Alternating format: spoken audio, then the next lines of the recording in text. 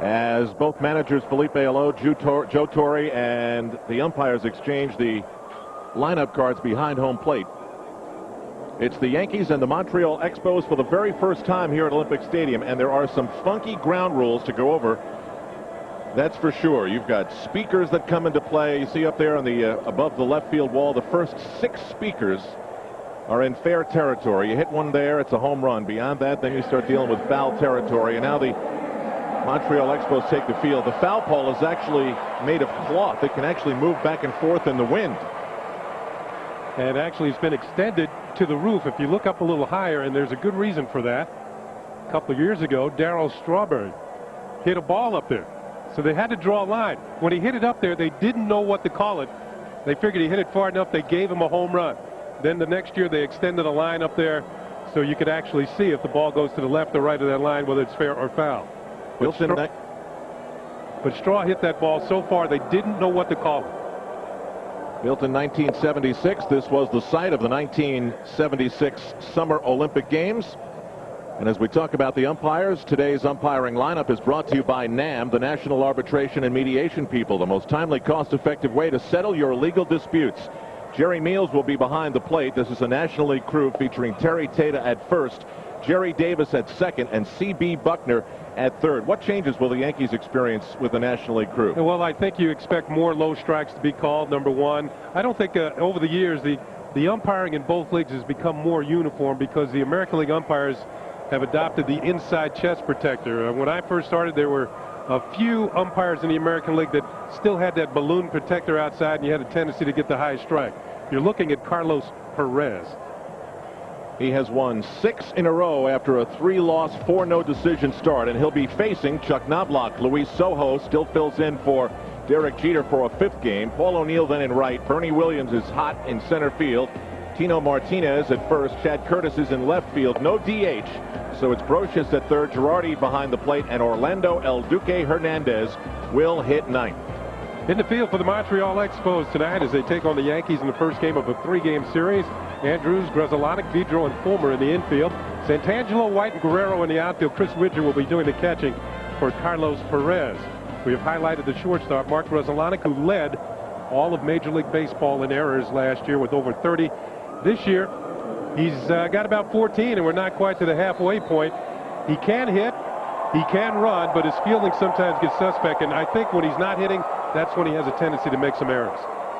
So Chuck Knobloch gets set to face Carlo Perez, who, if things go right, can be a little bit nutty out there on the mound for Montreal and fun to watch. He pitches with a lot of emotion and is a brother of Pascual and Melito Perez, who both ended their careers as members of the New York Yankees. And the first Yankee game in the history of Olympic Stadium is underway. They average about 10,000 people here at Olympic Stadium. The city has just about given up on this franchise.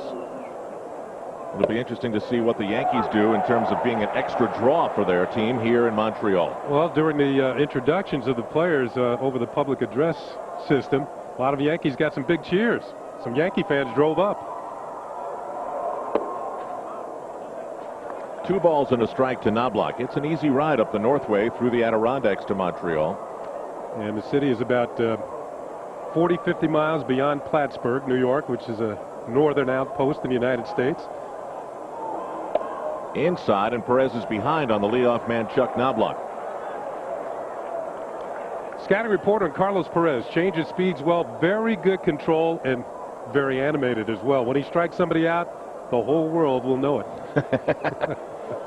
Knobloch gets on base 40% of the time and looks at ball 4. We had mentioned that Knobloch gets on base in the first inning better than anybody in the American League, and he's still doing it in interleague play. Now the hitter will be Luis Sojo. Sojo's hitting only 176, albeit in limited duty, but he knows one thing. He'll probably be playing 15 straight games with Jeter now missing Game 5 on the disabled list with that pulled abdominal muscle. Well, you know, during the course of a long season, just about everybody's going to get a chance to play, but you hate to miss somebody like Derek Jeter over a long stretch. That's in for strike 1. We talk a lot about the luxuries the Yankees have in terms of depth and being able to take a seasoned veteran like Luis Sojo and just put him in the lineup. He did a heck of a job at second base last year for the Yankees, hit over 300. The 0-1 pitch from Perez is still to come. The Yankees lead the major leagues in stolen bases. They've reassumed the lead. And boy, the facial resemblance to Melito especially is striking. As a rookie in '95, went to the All-Star game and represented Montreal, and then missed the entire next season with shoulder surgery. Sojo lunging at 0-2. Took a little speed off of it.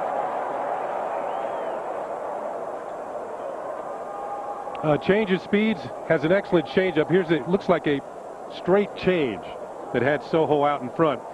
Al, we're going to go back to our old argument because he missed the, you said he missed the '96 season, had successful surgery. Right. Because he's back in pitching.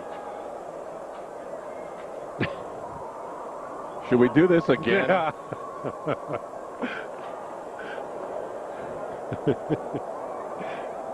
Now he's won 6 straight, and he now is the ace of the staff. And Felipe Alou says that Carlos Perez, for all his animation on the mound, is very serious when he's pitching. Knobloch's going, and they've got him picked off. The throw to short. At second base, Knobloch is erased. The Yankees have an extraordinarily high success rate, so it gets your attention anytime they are caught stealing. A lot of the times the call to throw to first base comes from the bench, and Felipe Alou is a master of having a feel for when the runner's going to be going. If that call came from the bench, he gets right, and they get Knobloch 1-3-6. The block behind the plate by Chris Widger. So Knobloch is caught. That's the 25th time the Yankees have been caught stealing this season. But they've stolen 76 bases, so they're 75% of the time successful at taking the extra base. The 1-2 is high. 2 balls and 2 strikes. Perez does not throw as hard as he did before the shoulder surgery. As you can see, he's won his last 6 starts. Only 3 exposed pitchers have had longer winning streaks.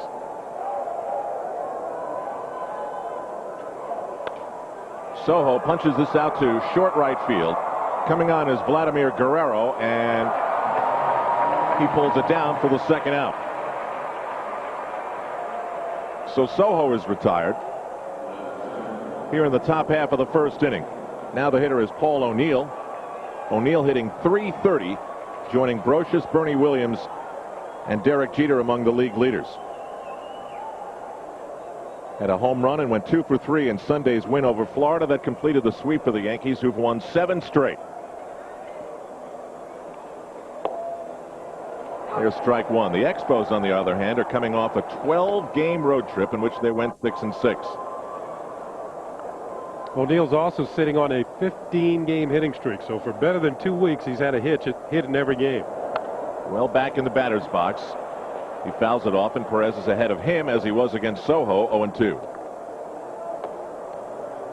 Here's his series versus the Marlins, a snappy 5 for 10. Florida played the Yankees close, but they just weren't able to take one. Not enough firepower.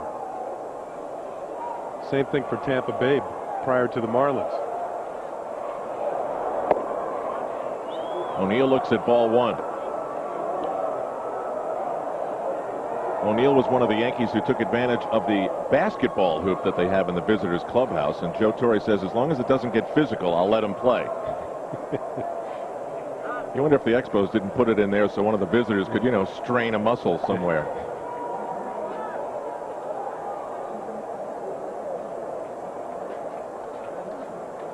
The 1-2 to O'Neill.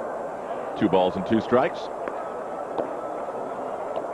We mentioned that Carlos Perez has the 6-game winning streak, and Pedro Martinez had an 8-game winning streak last year and also had a 7-game winning streak in '95. Charlie Lee had a 7-game winning streak. O'Neill to center field. Coming on is Rondell White, and very capably he pulls down out number 3. So Perez allows the leadoff walk and doesn't pay. How about that? 0s on the board for the Yankees. Montreal's turn next.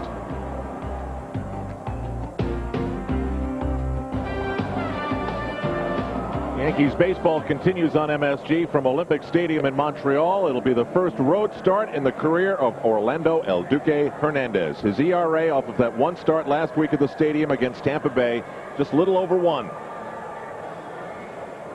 And he will face the following lineup from the Montreal Expos, who currently find themselves at 24-37, fourth in the National League East. It'll be FP, Frank Paul Santangelo, then Jose Vidro, Vladimir Guerrero, Brad Fulmer, and Rondell White, the 3 best hitters in the order. Then it's Mark Grudzielanek in a bit of a funk. Chris Widgers behind the plate. Shane Andrews is at third, and Carlos Perez hits ninth. In the field for the New York Yankees tonight, first time they've ever appeared at Olympic Stadium. Rosius, Soho, Knobloch, and Martinez in the infield. Curtis, Williams, and O'Neill. In the outfield, Joe Girardi doing the catching tonight for El Duque. Joe Girardi was not the starting catcher. It was Jorge Posada. And they made use of the language connection. But tonight, Joe Girardi's going to have to work on his Spanish. And Joe Torre will thus lean on Tino Martinez and Luis Soho for a little infield translation. FP Santangelo hits .234 on the season and leads off for Montreal. He had a nice emotional night last night as the Expos took on their farm team, the Ottawa Lynx. Big swing and a miss. 0-2. El Duque is out in front. They retired FP Santangelo's number for the years he played in Ottawa, whereas true to the shirt he wears, he was a blue-collar player that the fans fell in love with. Here's a guy who can play just about anywhere on the field. 5 different positions last year. And batted in 6 spots in the batting order. Felipe Alou doesn't have many guys to work with as leadoff hitters. This is a young, impatient type team. They're the exact opposite of the Yankees. They will swing the bats at just about anything. It's hard for them to go 2 pitches without swinging. Ground ball to Tino Martinez. And El Duque's got his first out. FP Santangelo retired, and now it's Jose Vidro, the second baseman. Now this is a young switch-hitting second baseman. Over the years, the Expos have had some pretty good second basemen in their time, going back to Ron Hunt. Had people like Delino DeShields, Mike Lansing. Now it's Jose Vidro's turn. Check out the scouting report on Orlando Hernandez. Curves are us. Strong first impression and northern exposure. This is the furthest north he's ever pitched. Curves are us. Curves, aisle 6. He's got 5 pitches. That's what the scouts say. There's one of them. What was it? I don't know. Looked like a changeup. Let's call this a change. Watch it start out here, about knee high, and then falls directly out of the zone. The 1-2 pitch. 2 balls and 2 strikes. He's got a fastball, a curve, a slurve, a slider, and a changeup. Yeah, but the curve is really like 9 different curves because he throws them from 3 different angles. This is not a raw rookie, and I think Yankee fans appreciate the fact what they got here. He knows what he's doing. A little lunge to the right side, so the count holds at 2 balls and 2 strikes. Just for kicks, because he was pitching tonight. I tried to see if I could bring my knee up to where he does. Just standing still. I couldn't do it. It's, you know, it's almost like they should call him the flamingo. Oh, you ever see a flamingo standing out down in Florida? With 1 foot up. Yeah, like that. See? He's already got a nickname, though. Yeah, well. He doesn't need to. He goes full now on Vidro. It was a gorgeous day in Montreal. A bit cloudy right now and breezy on the cool side. But this is a fun town in the summertime. Lots of outdoor cafes. You spent 15 years here, and I would imagine most of them were fun. Well, the winters are so long and so harsh that when the warmer months do come, the people get out and really enjoy it. To center field, it will fall in. A 3-2 pitch. Jose Vidro is on for Montreal.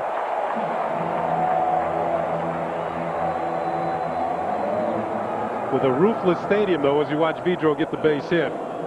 This time of year, it's okay to go without the roof, but during the course of the early season and the later season, you need a roof on the stadium here in Montreal. Here's the kick. There's that flamingo kick. That's all the way above his shoulder. Can you do that, Al? No. No? I don't think. I know I can't. There would be some ambulances pulling up to the stadium tonight. Tried that. Gene Monahan couldn't come to my aid fast enough. One out, runner on, and we'll see how Orlando Hernandez handles this. The scouting reports that we got prior to his first performance at the stadium was that he's one of those pitchers that gets better when guys get on base, like Hideki Irabu has been. Vladimir Guerrero hitting .309. He's the stud in the Montreal Expos batting order. Tommy Harper is the hitting coach here. For fans who might remember Tommy Harper, infield with the Red Sox and Milwaukee Brewers and Seattle Pilots. Ground ball to Soho. Nice backhand play. There's one. The return not in time. Oh, that was close. Nice play by Soho. Deep in the hole, and from the backhand, he throws out Vidro at second. Not every club has the luxury, as you mentioned it, Al, to go to a Luis Soho, who has a reputation as an excellent fielder at 3 infield positions. Make it 4. He's played first base this year. Right on the money to Chuck Knobloch. The relay to first, about as good as you can get it. And you know what? I thought he was out. Let's take a look again at first base. Watch his foot. I think his foot's going to be in the air as Tino catches the ball. It looked like he was out at first base. One more look. Soho, beautiful throw to Knobloch. The relay to first. Hey, let's call him out for our sake, but the inning's going to continue. 2 outs for Brad Fulmer, the rookie first baseman for Montreal. Very solid at the plate. He's hitting .287. He's still got a lot of defense to work on, and that's one of the things that's prevalent right now with a lot of the young Montreal players. They're second to last in fielding in the National League.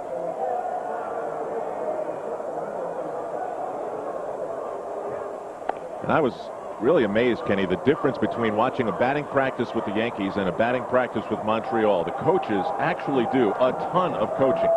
Do this with your hands. Don't do that. You got to swing through. You know, charge that ground ball. Don't stay back. I mean, fundamental things that these kids, who for the most part, many of whom should still be in AAA or even AA in some cases, are still learning the game. They have players on the Expos teams who have not played AAA baseball. They just went right past. Skipped AA and played AA and skipped and came to the major leagues because they've had to get rid of so many players. And I think they are very, very lucky here to have Felipe Alou and his coaching staff working with these people. Felipe spent 12 years in the minor leagues before he got a shot to manage in the major leagues, and also 17 years managing in winter ball. So he's used to teaching young players and developing players, and he is the exact manager that they need in this situation. Plus, he has the type of patience, and during the course of the season with his teams, they usually improve. El Duque behind 2-0 to Brad Fulmer.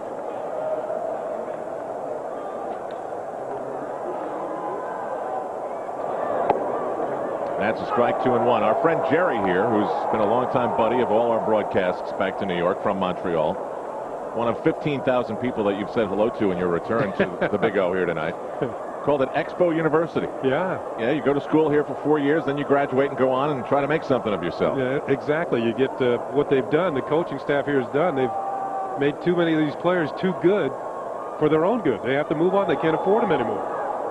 2-1 pitch, runner going. The throw by Girardi is not in time. A little wide to Soho, but very close.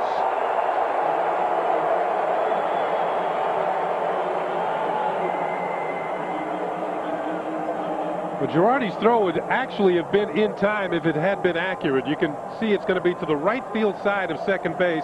Soho has to reach and then reach back, and he can't get the ball there in time and make the tag. Guerrero, multi-talented player, and he's in there with a stolen base, his 4th of the year. Those are the throws, if Knobloch had been covering, that he's been making by jumping over the runner, grabbing the ball, and tagging behind him. You have to be very acrobatic around the bag at second. Ground ball foul on a 3-1 count, so it's 3 balls and 2 strikes to Brad Fulmer. Fulmer, believe it or not, 27 doubles thus far into the season. And part of it is the artificial surface here in Montreal. Felipe Alou feels that he'll eventually develop home run power. He only has 4 home runs, but he does have 27 doubles. He's having the kind of double season that Mark Grudzielanek had last year for Montreal, and is not having this year.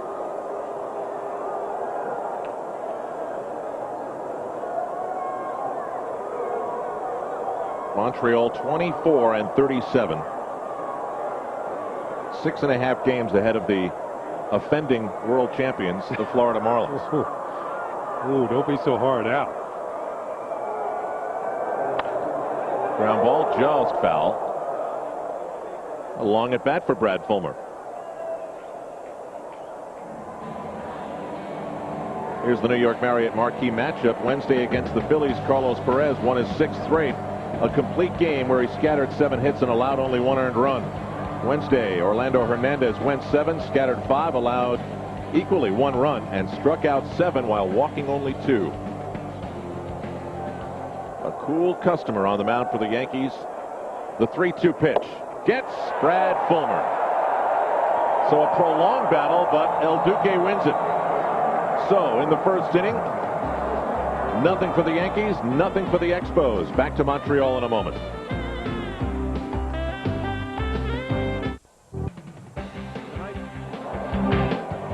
Tonight's May I See Your Passport?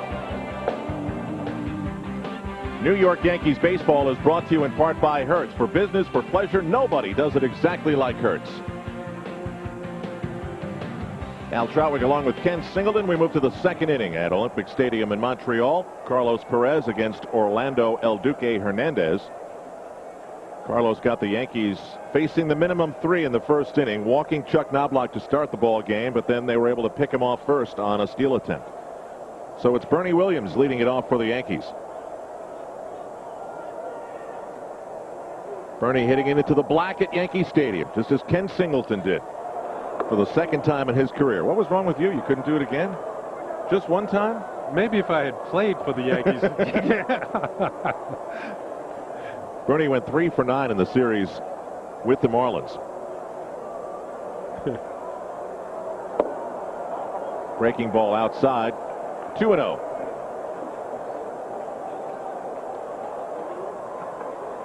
Last year when Carlos Perez faced the Yankees, which is their only experience against him, Bernie went 2 for 3.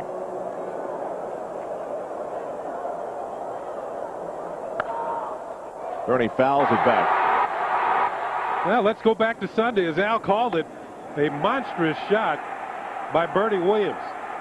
It was measured at 418 feet into the black and never to come back. And Bernie's now hitting .346, and in a mark of amazing consistency is .354 from the right side as he hits here tonight, and .341 from the left side, the side he had to learn how to hit from. 3 balls and a strike. What's even more amazing, 9 home runs after 19 at bats without a homer. Yeah, Bernie fixed that a little bit. Bernie hits one really high up toward the roof here at Olympic Stadium, and gone. A home run, a monster moonshot by Bernie Williams.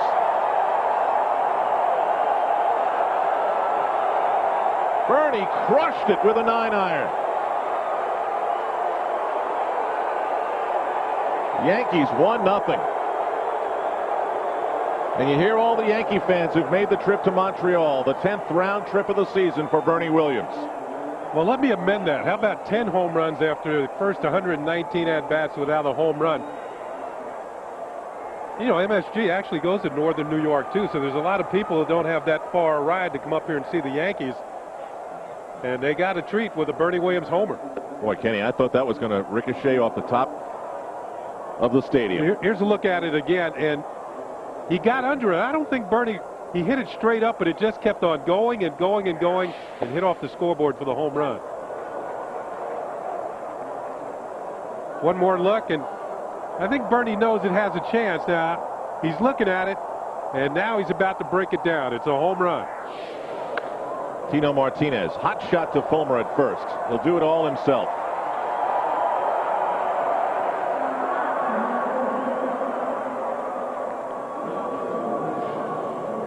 One out here in the top of the second inning. The hitter will be Chad Curtis. You know, maybe in a new stadium, Bernie needed one extra beat to figure out if it was going to go or not. Yeah, that's a good point. I mean, not familiar with the stadium, and he probably likes it very much, though.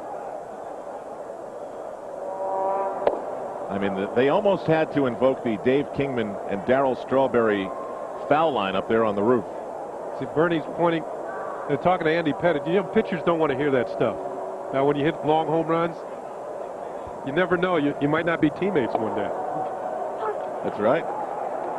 1 ball and 1 strike to Chad Curtis. See, there's the Darryl Strawberry line, and that is actually out in right field. Darryl actually hit a ball off of the facade up there, which encases the lights. That's when he was a member of the New York Mets. Tell me, as a hitter, you know, normally they say, oh, he hit it too high to get out of here. But Bernie hit it out and hit it really high. And it just carried and carried and carried. You're right. You called it a 9-iron shot. Curtis smacks one to center field. Back goes Rondell White. Looking up, and it is off the wall. Now he's got to retreat. Curtis is at second base, thinking for 3. The long throw from White is not going to beat Curtis. It's a 1-out triple. 2 hard hit balls by the Yankees here in the second. Well, what fans got to look at with that 3-base hit by Chad Curtis is the very rare, and I mean it, very rare double retrieve by an outfielder. Watch Rondell White go to the wall. He's retrieving it one way. There he comes back the other way. And it's a 3-base hit for Chad Curtis, who might have thought he had a home run. And his first triple of the season. The only good thing about playing that rebound the way Rondell White did was that as you scoop up the ball, your momentum is in the right direction. Yeah, but if there's one weakness in his game, he does not have a strong throwing arm. Felipe Alou going through about 10,000 of those sunflower seeds in a game. Now Carlos Perez against Scott Brocious. Infield in to cut off the run with 1 out. Brocious has been nothing short of amazing with his bat. Right now at .328. 35 RBIs and 3 home runs.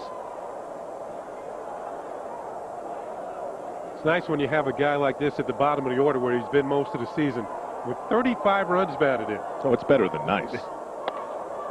Brocious tags one down the line, and it is gone. A home run for Scott Brocious. 3-0 Yankees as they strike with 2 long balls of very differing variety.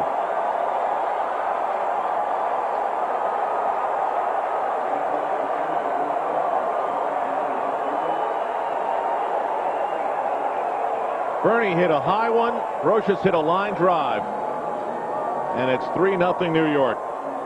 That goes to show you, no matter how you hit them, they only count for 1 home run apiece.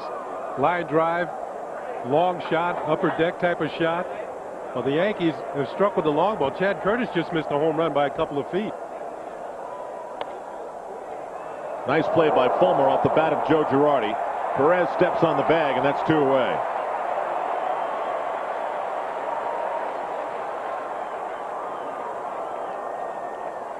Scott Brocious is still going through the high fives in the Yankee dugout. There are 2 outs this inning, but every ball has been hit hard off of Carlos Perez, including this line drive 2-run home run by Scott Brocious. Did I say 35 RBIs? 37 runs batted in. And now we're going to see how El Duque can hit. He's taken some batting practice with the rest of the Yankees in the brief time that he's been with the team. Just you don't want pitchers in this situation to injure themselves. I'm talking about injuring your hands, rib cage pulls by swinging too hard. It looks like he's just going to stand up there and take. Because when pitchers aren't used to hitting, there are different muscles employed, and it's very easy to strain something. Well, we saw what happened to Derek Jeter, and he's been hitting every day. Yeah. So that's his first major league swing. That was last year. Larry Gowell. See, that's one of those lunging swings that could be a problem. And a very brief experience for El Duque at the plate. However, something for Carlos Perez to think about. He's won 6 straight, but in those 6, he's never faced the New York Yankees. Bernie Williams took him out, and then Scott Brocious followed suit. 3-0 New York. The Yankees power their way to a 3-0 lead, and Bernie Williams' home run brought back memories in that Yankee dugout, I'm sure, for Darryl Strawberry, who won one big night in 1988 here at the Big O. Launched one off the roof And as a result, the umpires called it fair because, well, they thought so. And to give themselves a little bit of a chance later on the low 5, Darryl brought it around. They painted the stripe on the roof and underneath the roof here at the Big O in Montreal.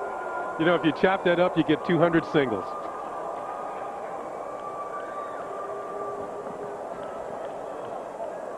The Mets set a team record with 6 home runs in that ball game. That was one of 2 that Darryl hit.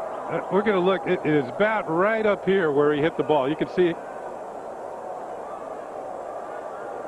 You know, they use terms that line was a little wobbly for me. Well, you know, the pitch was a little wobbly before it when it came into the plate. What a shot. Here's Rondell White, the center fielder for the Montreal Expos. In his 5th year, signing a long-term 5-year deal with the Expos and regretting it. He's making about $1 million per, Kenny. What do you think he'd be making on the open market? I think that at the time that he signed the deal, now a lot of people advised him against it. But he was getting married at the time. He wanted to buy a house for his mother. And he figured after 5 years, he'd be like 29, 30 years old. He'd sign another contract. And if the Expos remain here and his deal runs out, there's no guarantee that he'll be with the Expos, just like everybody else, because, you know, they just don't pay. We mentioned the fact that Felipe Alou, the right manager for this type of club, who develops a lot of people, makes them into good players. Leadoff walk issued by El Duque. I think if all they did was cut out all the sunflower seeds that Felipe eats, they'd have money to pay some of these guys.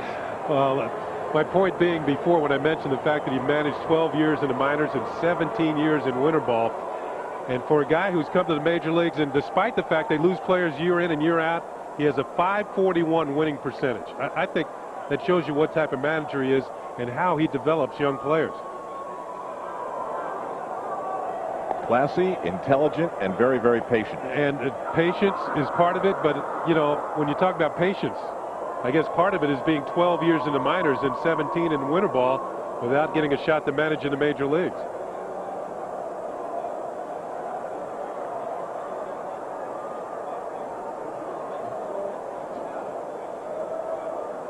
Runner going. Girardi's throw is not in time. The wait off the bag. He is out at second base. Rondell White was in there in time, and then something happened when he went on by. Now, sometimes you're too fast for your own good, as Felipe is trying to keep his club in this. See Rondell slide off the bag, and to Chuck Knobloch's, he tried to call time. You see him call time, but the play was still... He was still in motion. He certainly was, and there's the tag by Knobloch, who, give him credit, he stayed with the play and got the out. Now here comes the play at second. The throw is a little late. Rondell, seeing that he's tried to call time. Jerry Davis wouldn't fall for it, and he's out. That's one of those timeout attempts that they used to give you in the NBA that they outlawed. You know, one of those in midair deals. Yeah. Now the pitch to Grzelcyk is a strike. 2 balls and 2 strikes. Different arm angle on that pitch. Felipe Alou and Joe Torre were teammates with the Milwaukee and then Atlanta Braves. As we look at Mark Grzelcyk hitting. Oh, he lunges after that one. El Duque had him fooled. And Grzelcyk, who's in the midst of a bad season, hears it from the fans here at the Big O. He's one of the hitters on their ball club who just will swing at just about anything. He doesn't walk very often. They tried to lead him off. They couldn't do it because he swings at everything. And El Duque, that pitch was about 2 feet away from the strike zone. You don't have to throw him many strikes to get him out. Now the hitter is the catcher, Chris Widger, hitting .253 on the season with 7 home runs and 22 RBIs. All the quotes that I was able to read from Montreal pitchers over the last few weeks, it seems as though they have a lot of faith in this guy. who's in his second year with the Montreal Expos. They seem to really trust his judgment throughout a ball game in terms of calling pitches.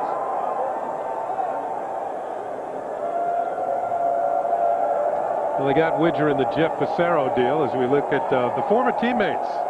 In 1966, they both made the All-Star team from the Atlanta Braves. The first year the Braves played in Atlanta. Felipe hit .327, led the National League with 122 runs, 218 hits. Joe Torre, .315, 36 homers, 101 runs batted in that 1966 season. In fact, a few years ago, and I checked with Joe today, Felipe told me the first game in Atlanta, Joe Torre hit 2 home runs. The Braves lost 3-2 in 14 innings. The starting pitcher who went all the way for Atlanta that day, Tony Cloninger. Wow, Yankee coach. Lots more to talk about as the Yankees put another O up on the board. Chuck Knobloch stayed alert, and the Yankees and El Duque benefit. 3-0 Yanks. Yankees Expos Interleague Baseball, brought to you in part by your local Chrysler Plymouth dealers. Al Trautwig along with Ken Singleton and Mike Crispino. Here's Jose Cardinal getting involved in the translation with El Duque and Mel Stottlemyre in the Yankee dugout a few moments ago. Yeah, here's a guy who's thrown 2 shutout innings, and they're still working on his game. And to me, that's a positive point, because you should never be satisfied with your performance. Whether you're winning, you're way ahead, and certainly when you're behind. But you're just trying to get better and better. Chuck Knobloch walked his first time up, hitting .282 on the season. And here they've come from Plattsburgh. Plattsburgh about 50 miles south of Montreal. See, the problem with coming from Plattsburgh is that the banner has to be really long. You know, like it's one of those days where you wish you came from Troy, Utica. You know? Yeah, exactly. And then it gets torn and falls apart, and yeah. And then it's Platts loves the Yankees, or Berg loves the Yankees. Yeah, the P is coming off. See it? Carlos Perez to Knobloch, and he misses on 4 pitches. Something about Chuck Knobloch that Carlos Perez just can't deal with. No, I think that's par for the course in any pitcher. The fact that Knobloch has a good eye, he knows his job is to get on base, and they're talking about the first time that he got picked off and caught stealing. And it looked like Cardinal and Knobloch were trying to prevent that from reoccurring. Now it's Luis Sojo. He flied to right in his first trip. Big swing, 0-1. Now, just to go back to that translation, Jose Cardinal is doing the job, but as Jorge Posada was telling Michael Kay, that is a very big responsibility, because Orlando El Duque has a tendency to really go on at length, and by the time you finish translating the end of what he said, you forgot what he said in the beginning. I remember the post-game show after his first win at Yankee Stadium, and I felt that Posada's translation was a lot shorter than what El Duque had to say. Yeah. El Duque would be going on for like 45 seconds, and Jorge would say he had really had a good time today. Now, Jorge was great to do that. That's low from Carlos Perez. 1 ball and 2 strikes on Luis Sojo.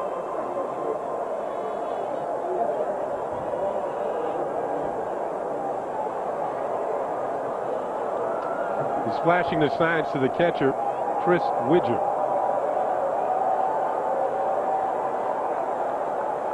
This place has a very weird echo to it, you know? Since they took that roof off.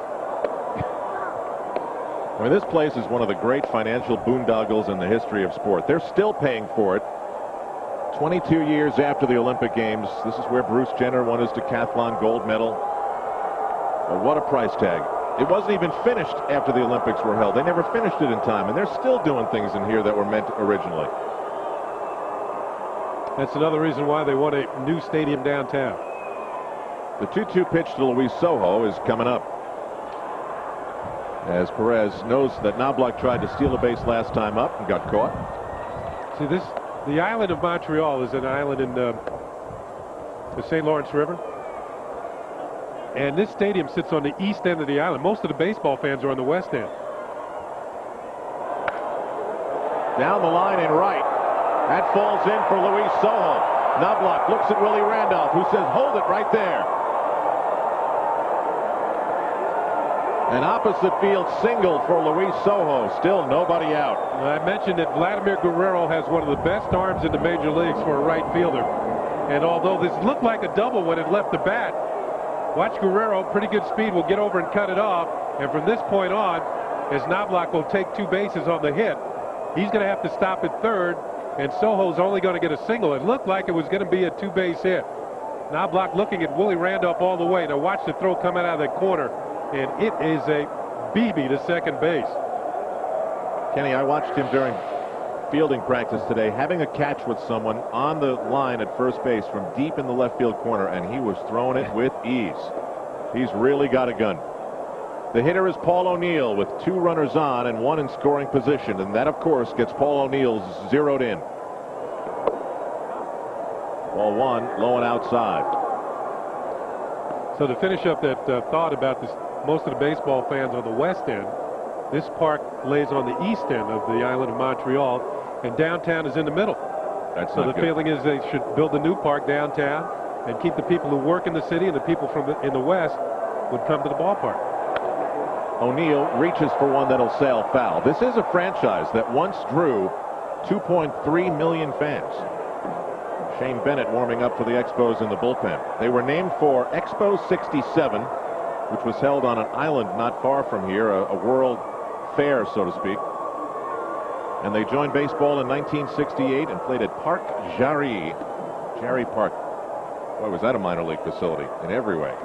It is now the National Tennis Center. They have transformed it into a nice tennis facility. 1-1 pitch to Paul O'Neill. When I got traded from the Mets to the Expos, that's where we played, over there at Jarry Park. And talk about cold and windy.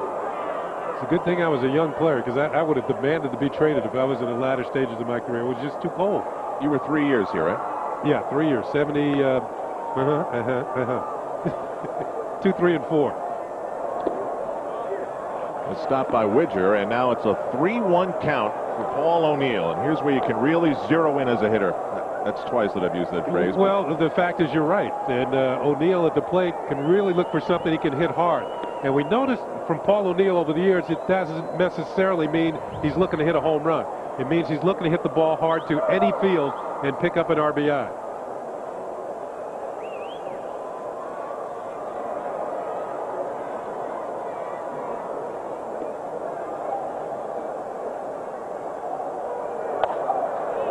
O'Neill to center field. Coming on is Rondell White. Knobloch's going to not go. That was just too shallow, and Rondell White was coming on. And so O'Neill flies out. 1 away. Carlos Perez took something off the pitch, and even though Rondell White does not have a strong arm, as you said, much too shallow, even to challenge Rondell White's the only weakness in his game is his throwing. And as you can see, that's a perfect throw, 1 hop to the plate. He was just beyond second base and center field, so Carlos Perez keeps the runners at first and third, and now there's 1 out.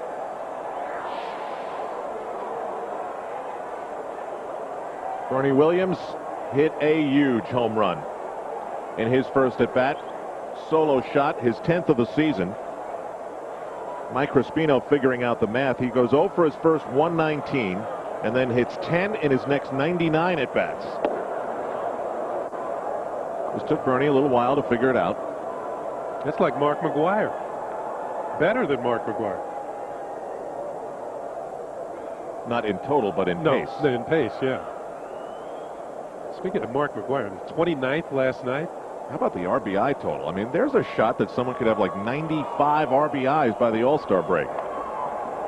And then you're going to hear not only about Roger Maris, you're going to start hearing about Hack Wilson, who has the RBI record of 190.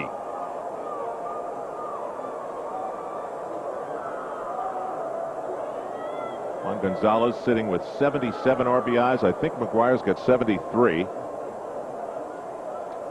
1-0 pitch to Bernie. 2 balls and no strikes. Let's go back to Bernie's home run in a second. He is so locked in. Carlos Perez, after all that off-speed stuff, tried to sneak a fastball by Bernie. Like trying to sneak the sun past the rooster. You can't do it. That home run, I'm going to guess, came within a few feet of glancing off the roof above left field. And Carlos Perez is really flirting with some problems here. He goes 3-1 on Paul O'Neill and gets out of it. But now he's 3-0 on Bernie Williams.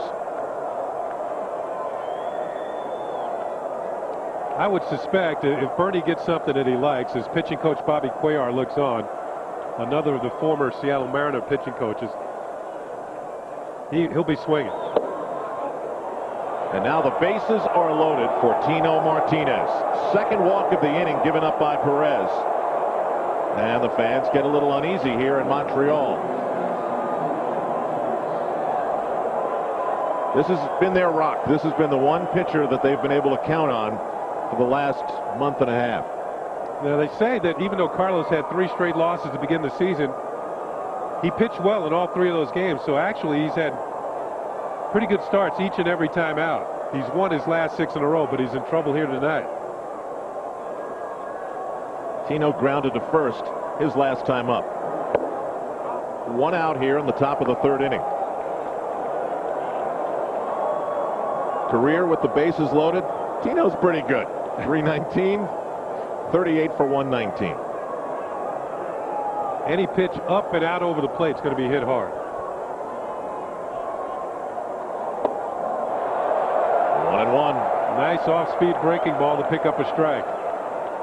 Explain to me why a batter gets caught on an off-speed pitch like this. Well, he's ahead on the count, 1 ball and no strike, so he's looking for something harder. And Perez changes speeds, takes something off a breaking ball, got Tino way out in front. So he's thinking fast swing, but he's thinking a fast pitch, a faster pitch actually. Tino swings and misses again. 1 ball and 2 strikes. You saw the reaction by Perez on the mound as he pulled his fist back. Another good breaking ball for a strike. That was sort of a semi-Carlos Perez celebration. A mini celebration. The 3rd strike is the big one, but it's not going to be easy to get Tino. The 1-2. Ground ball. Deep in the hole. There's one, and safe at first. The Yankees get a run. Carlos is fuming. He wears his heart on his sleeve. Knobloch scores as Martinez beats the throw. Well, the ball wasn't hit very hard, and Andrews had to go to his left to make the play. That puts a lot of pressure on Vidro to get the throw to first.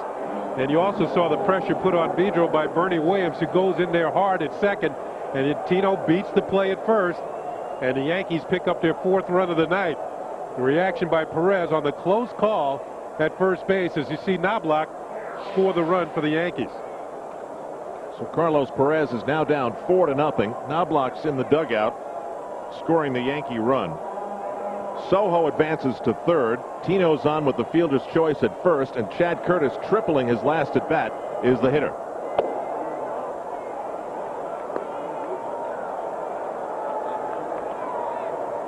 Didn't miss a home run by much either. No, about 3 feet maybe. Off the center field wall.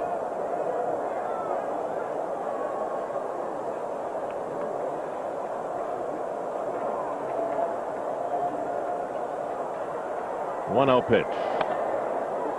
Pop back in our neighborhood, and we're pretty high and back here at Olympic Stadium. You can tell they've got a pretty good crowd for Olympic Stadium when they open both bleacher sections and they have fans actually sitting in both sections out there. Usually, most of the time, one of the sections is empty, or if not both. So the Yankees are a drawing card wherever they go. Remember, the Expos average just over 10,000. And you know, at MSG we travel our own attendance expert. His job is simply to estimate the attendance in the early innings, and his estimate tonight is that this is about a 20,000 crowd, or about double what the Expos normally get. Thank you, Yankees, says Claude Brochu. 1-2 pitch to Chad Curtis from Carlos Perez. Runners at first and third. Thought about it. Close, but it's 2 balls and 2 strikes. Soho single down the line in right. Tino's on with the fielder's choice. And Felipe Alou's looking at a 4-run deficit.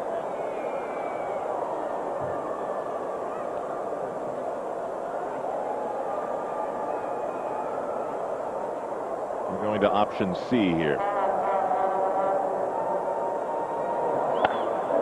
Curtis puts that breaking pitch in center field. And Rondell White pulls it down. And considering who he faced and how many runners was on, Carlos Perez only gives up 1 run, although he doesn't look like he feels lucky. Yankees 4, Expos zip. This weekend the Yankees return to Yankee Stadium for a very short 3-game homestand. They'll take on the Cleveland Indians Friday, an evening game, Saturday and Sunday in the afternoon. Saturday is batting helmet day. Fans 14 and under, courtesy of Fleet Bank, receive a batting helmet bank. Sunday, it's 1928 World Series replica pin day. All fans receive one of those, courtesy of Chase Manhattan. Now, prior to Saturday's game, Billy Crystal, Whoopi Goldberg, and Robin Williams will headline a celebrity hardball game, Comic Relief, presented by Adidas. That game starts at 11:30, and the gates at the stadium open at 10:30. Remember, there's only 6 chances to see the Yankees at home the rest of this month. Only 6. A lot of time on the road. Billy Crystal has his own Yankee uniform that he wears. That does not surprise me. Tailor-made. He's also got a lot of tuxedos. And a lot of talent. Shane Andrews is the third baseman for the Montreal Expos, hitting a light .219. You like a bigger batting average and bigger numbers from your third baseman. Well, Shane Andrews missed most of last season with a nerve injury in his shoulder. Now the Expos, it seems whenever this guy gets in the doghouse, he's not playing well. Just about when Felipe is ready to either sit him down or send him out, he hits a home run, gets hot. He does have some power. He has 10 home runs, but he has many strikeouts. El Duque misses outside, so he's behind in the count, which is full. 3 balls and 2 strikes. Bottom of the 3rd inning here at Olympic Stadium. And he strikes him out. El Duque with his 3rd K of the ball game. Yeah, it's interesting to watch El Duque pitch. Now, the previous pitch was down and away. Where's this one? This one's up. So 2 different looks on successive pitches, and that's how you strike guys out who strike out a lot. They're looking in one area and can't comprehend or can't get to the other area and strike out. I don't know if you agree with me, but it looked as though Shane Andrews was going toward the outside part of the plate, as if he believed that pitch was going to break outside, and that, of course, is because of the previous pitch, which is what you're talking about. Influence. Broken bat, ground ball, Knobloch stabs and throws. 2 quick outs. Well, there's the business end of the bat out there, Chuck Knobloch. Chuck picks it up. Well, they don't make them like they used to. As Carlos swings, left with the handle in his hand, and that's out number 2. Carlos is a pretty good hitter. He's hit a couple home runs in the big leagues.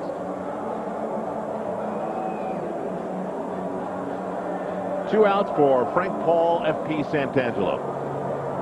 Well, he mentioned last night that he got his number retired. Said he felt old because of that. That was with the Ottawa Lynx. The Expos played their farm team yesterday. Ottawa is a little over an hour west of Montreal, and a lot of the players at Ottawa will come to Montreal when they have an off day, and they can see a big league game here in Montreal. FP never came to Montreal in a situation like that. He said, the first time I come here, it's going to be to play. In his first major league at bat, he hit a triple. It was a funny story in the newspaper today, and it involved the third base coach of the Montreal Expos, Pete McCannon. Ground ball that'll end the inning. And Tino's got to make the tag, and does. Another one of those off-target Chuck Knobloch throws, but he's saved by Tino Martinez. 1-2-3 inning for El Duque. 4-zip Yankees. Now, ladies and gentlemen, for the Aflac Trivia Quiz. Who holds the Expos record for most walks in a season? As always, we offer you a hint. He's probably in the building. Here's Chuck Knobloch ending the bottom of the third inning with one of those off-target throws that Tino Martinez saves the day on. And coming off the field, what's he saying here, Kenny? It looks as though his grip, something with the grip, his two fingers together. Willie Randolph says, why don't you just spread them a little bit? You might get better action on the ball. We've seen this a lot from Chuck Knobloch this year. That Tino Martinez has been able to save him time and time again with the errant throws. You know, you got to listen to Willie Randolph, though. Absolutely. I told Willie many times, if it wasn't for him, I had another 100 hits. Here's Scott Brocious, who hit his 4th home run as a Yankee. It came with Chad Curtis on and gave the Yankees, at that point, a 3-0 lead. And Brocious hits another one, pretty deep to left, and it is gone! Scott Brocious, back-to-back home runs!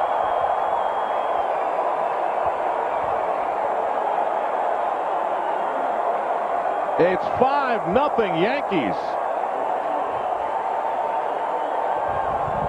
We have now officially run out of words to describe how good he has been. What an acquisition. I didn't think that one was going to go. Well, it was a line shot and it carried. This one was more towards the gap in left center. The previous one was down the line. You had a feeling that one was gone. But this one made it. Now the hitter is Joe Girardi. He grounded out. First baseman to pitcher covering his first time up. Yankees 5, Expos nothing here in Montreal. Now here's another look at the pitch to Scott Brocious. Breaking ball that hung and was hammered.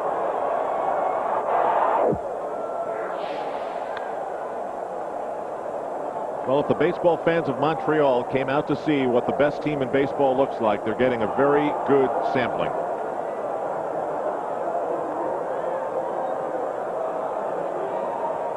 Not only are they seeing the power and Brocious and Bernie, and now they get the ball played in from the outfield. Someone evidently had thrown it over the wall. But they're seeing what is, for all intents and purposes, the Yankees' 6th starter, shutting them out. Ground ball by Girardi to short. Grzelcyk to Fulmer, and there's one out.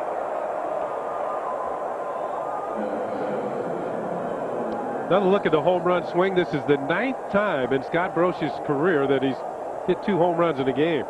The last time was 1996 against the California Angels. As Carlos Perez, he knows he's not getting that ball back.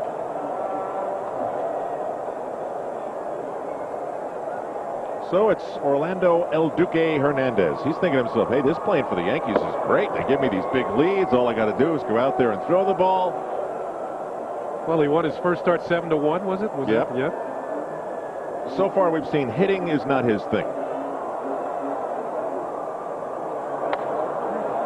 Ground ball to second. Vidro to Fulmer, and there are 2 away.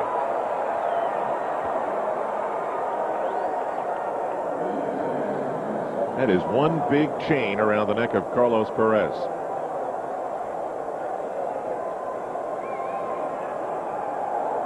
His brother wore more gold than he did. Oh, it takes the Perez brothers a long time to get dressed after a game. I mean, by the time they get it all loaded on. It's time to come back to the stadium for the next game. And you know what's really annoying is that they each have a different sort of clasp. You know how those jewelry guys, they make those clasps very tough to figure out? Takes them a while. Strike 1 to Knobloch. Knobloch has walked both times, got caught stealing in the first, and scored a run in the third. That was on the Tino Martinez ground out with the bases loaded. Line drive, base hit with 2 away. So Knobloch is perfect in doing his job tonight in the game. On base all 3 times. Well, he started the night with an on-base percentage of about 40%,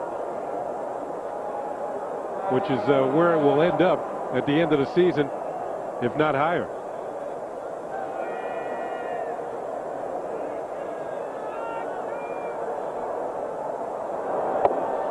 Soho watches ball 1. Kenny, by chance, would you have figured out what the Yankees are when they score more than 4 runs this season? I bet it's a very impressive total. I think it's 38-5. That's right, 38-5. Soho gets into one. Back goes Santangelo, and he can't deal with it. Knobloch coming all the way around, and it's an RBI double for Luis Sojo, his second hit of the ball game. And these balls that the Yankees are hitting, I mean, they are smoked. Well, Perez is getting the ball up in the zone. Everything is about thigh high, nothing around the knees.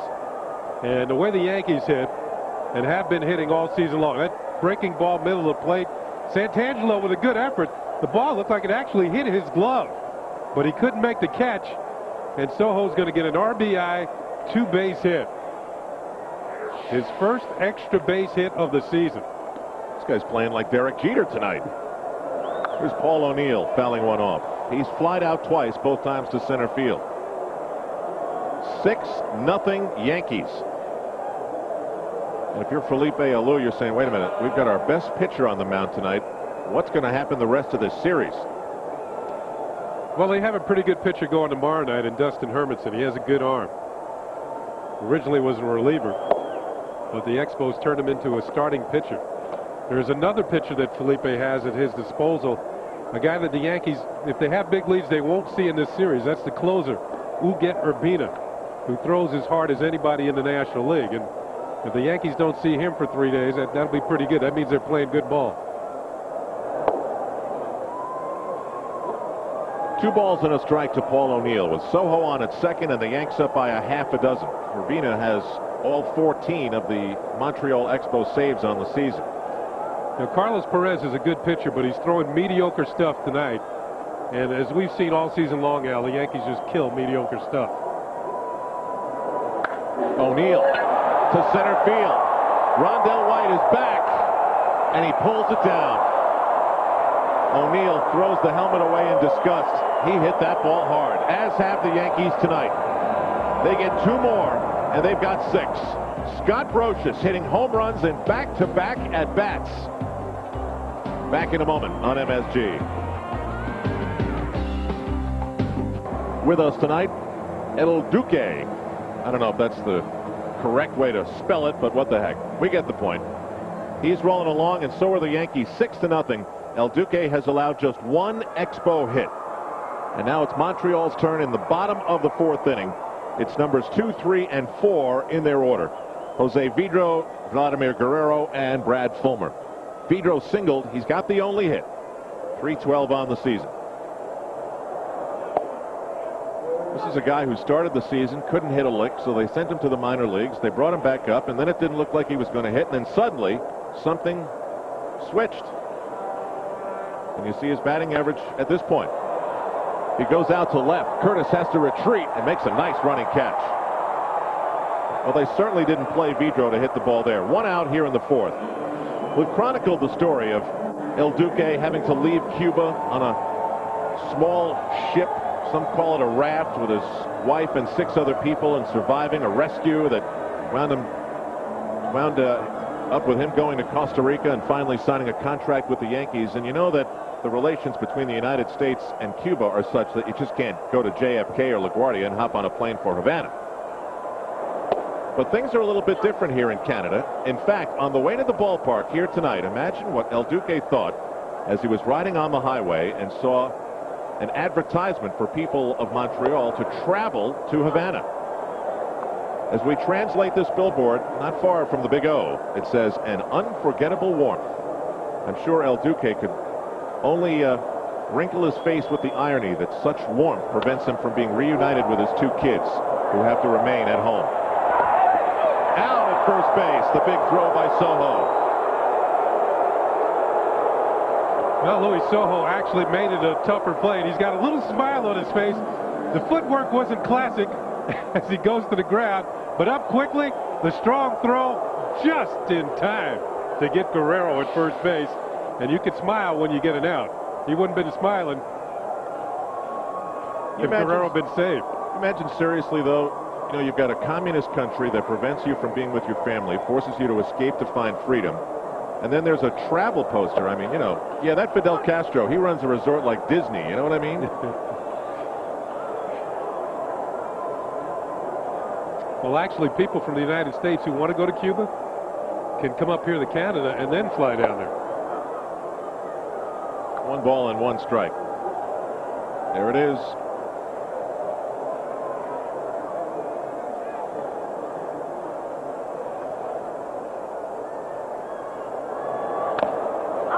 Fouled off. It's a remarkable story that is, without a doubt, headed to a movie screen somewhere, somehow near you.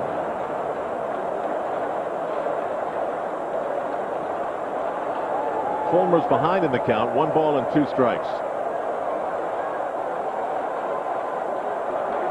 Once again, his control is remarkable. What a breaking pitch thrown by Orlando Hernandez. Fulmer has struck out for the 2nd time in the ball game. He's got 4 Ks, this El Duque, and a 6-0 lead back in Montreal after this.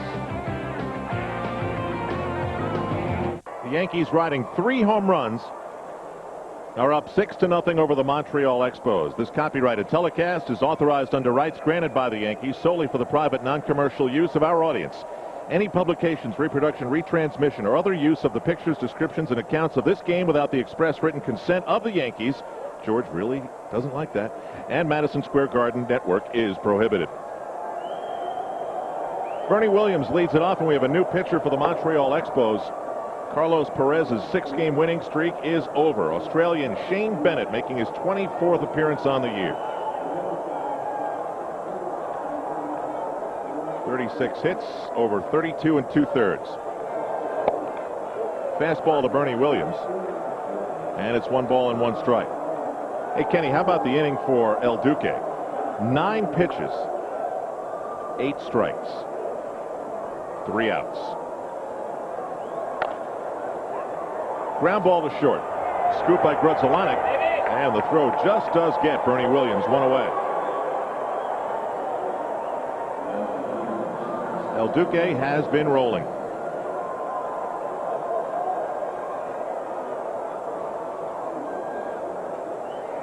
Here's a look at Shane Bennett, and we talked about worldwide scouting and how you have to go the worldwide to get players. Graham Lloyd from Australia, the new pitcher for the Expos. Shane Bennett, also from Australia. I mean, if you like traveling and seeing the world, the Yankee clubhouse is a pretty cool place to hang out. You get stories of the land down under, Cuba, Panama, the Dominican Republic, with Tino, Tampa, Japan. Willie Randolph. Catering for the team is a bit difficult, but yeah. Willie Randolph and Joe Torre can tell you all about Brooklyn. That's a strike to Tino Martinez, 2-1. In fact, Bennett has his own website. It's called the Rue Report. Short for kangaroo. I got that. Okay. 4-3 on your scorecard. 2 outs on the scoreboard as Shane Bennett deals with Bernie Williams and Tino Martinez. Well, let's go back to the Aflac trivia quiz and see if you figured it out. Who holds the Expos record for most walks in a season? Not Tim Raines, no, but he is in the building right next to me. Ken Singleton in 1973. Boy, you played like a Yankee that year, didn't you? Mr. Patience. 123 walks. Wow. Here's Chad Curtis with 2 away. 1 ball and no strikes.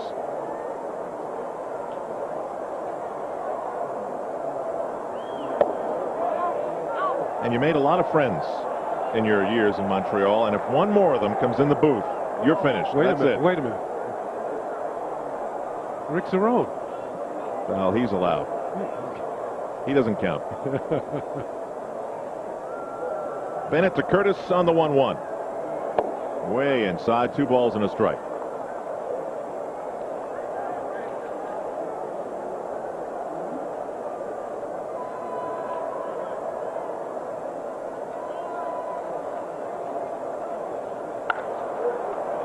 One of those Yankee specials, a 2-out base hit by Chad Curtis. So Curtis has himself a 2-hit ball game, tripled earlier and was brought in on Scott Brocious' first of 2 home runs, and here he is. 2 at-bats and 2 gone. Both line drive screamers off of Carlos Perez. There was a discrepancy in the number of times that Scott Brocious has hit more than 1 home run in a ball game. It is actually 10. It actually said 8 in the press guide, but it is actually 10 times that he's done it. And Brocious launches another one down the line and gone. Oh no, they waved it foul. Oh, my apologies. They waved it foul. At first I saw the arm go up and I thought it was going to be the windmill sign, and it did not. Look at it. It is, well, he had the distance. Man, is he locked in tonight? Wow.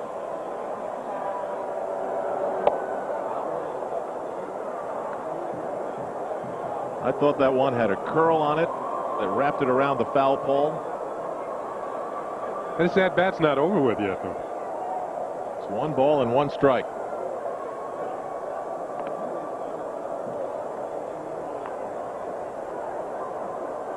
Tell you, when they talk about the longest home run ever hit here at the Big O, it's credited to Willie Stargell at 535 feet.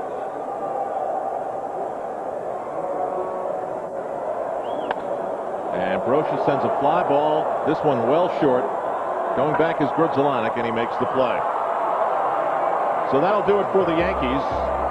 A little threat by Scott Brocious to do it back to back to back. But it's ruled foul. In the middle of the 5th, Yankees 6, Expos nothing. Here in Montreal, El Duque's got a 6-0 lead. He's given up only 1 hit. Well, Kenny, it's time for Rebecca Lobo and company to try and get to the championship again and win it. It's the Liberty home opener on Sunday, June 21st. They'll take on the Utah Stars. All dads will receive a special Father's Day gift. Tickets start at just $8. Stop by the Garden box office for tickets or call Ticketmaster at 212-307-7171. They were truly a Garden phenomenon last year, the New York Liberty. Here's Rondell White, the center fielder. He's had a busy ball game out there defensively. And here he's facing El Duque, who once again, Kenny, just looks like he's got enormous control. He's putting the ball, spotting it exactly where I guess he wants to put it, because it's really got Montreal off balance. Mostly down and away. And when he misses, he never misses to the middle of the plate. He misses outside. And he looks just unflappable, doesn't he? Like nothing bothers him.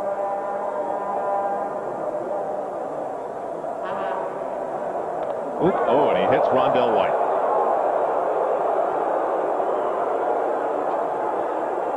And he shows the frustration facially. The Expos will get the leadoff man on as White shakes off the pain. Well, because all the pitches had been away, Rondell is late to react to this pitch inside and gets drilled. Up and in. Look to get him on the wrist or the hand. That's trainer Ronnie McLean. Out to check on Rondell White, who the Expos could ill afford to lose for any extended period of time. I mean, you mentioned El Duque is a pretty cool customer, and I think we brought it up last week. When you're floating in the Atlantic Ocean with no food and water, and all you see is nothing, what can scare you? A runner on first base? That's a problem? I don't think so. Plus, you know the water is shark infested. Yeah, I mean, that's a bad situation right there. This is something he can handle. He's up 6-0. He can go right after Montreal, and he's facing the bottom part of the order, and Grudzielanek, Widger, and Andrews scheduled to hit. Well, Grudzielanek does not strike out very much. That was only his 34th of the season, but he walks even less. He's walked 13 times. I mean, we've seen Bernie Williams do that in a period of a week. Line drive to the glove of Soho. And they've got him off first, but Tino can't hold on. The Yankees just missed the double play. Rondell White was well off the bag. I think with Rondell White sliding back into first base, it kind of shielded the ball from Tino Martinez. They couldn't see it clearly. See the late reaction with the glove. Nice stop by Soho, then to throw across the diamond, and the runner coming in as well, and Tino barely got leather on it. In fact, he stopped it with his right leg. So Soho's getting it done with the bat and the glove here tonight in Montreal. The hitter is Chris Widger, 251 on the season. Swinging strike one. Widger, one of the players that they got in the Jeff Passero deal. The Yankees recall Jeff Pissarro, the left-hander for Seattle, who done a pretty good job for the Mariners. Pissarro became arbitration eligible here and had to go. And in fact, he had lost one arbitration and had a good year again. And then Pissarro's agent told the Expos they were really going for it. And they said, no, you're not. You're going to Seattle instead. Oh. And the Mariners signed him to a 3-year deal.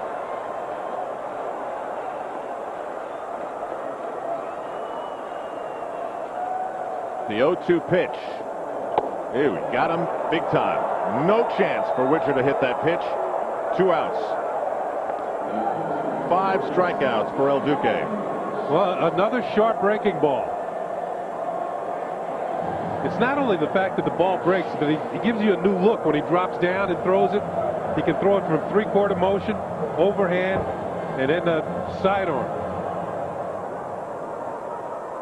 Anthony Telford in the Montreal Expos bullpen. They've already sent a pitcher into the ball game in relief of Carlos Perez. That's strike 1. Hernandez consistently getting the breaking ball on the corner of the plate where he wants it and getting it for strikes. That was the overhand curveball. That's just something else for a hitter to be surprised by, right? I mean, you're looking for a release point at one position and he gives it in another spot. Is that the complication or what? See, there it is. You just mentioned that. The first curveball was overhand curve, then a sidearm fastball. And particularly for a right-handed hitter, that can be very disconcerting. Because you're right. You're looking for the ball to come out of one certain area, and when it doesn't, you're that much later to react to it. 1 ball and 1 strike here in the bottom of the 5th with the Yankees up 6-0. Strike 2. He's really been something. That's almost unfair, that pitch. Sidearm curve. It looked like the previous pitch, the fastball, and then broke away. He's walked only 1, and he's given up only 1 hit.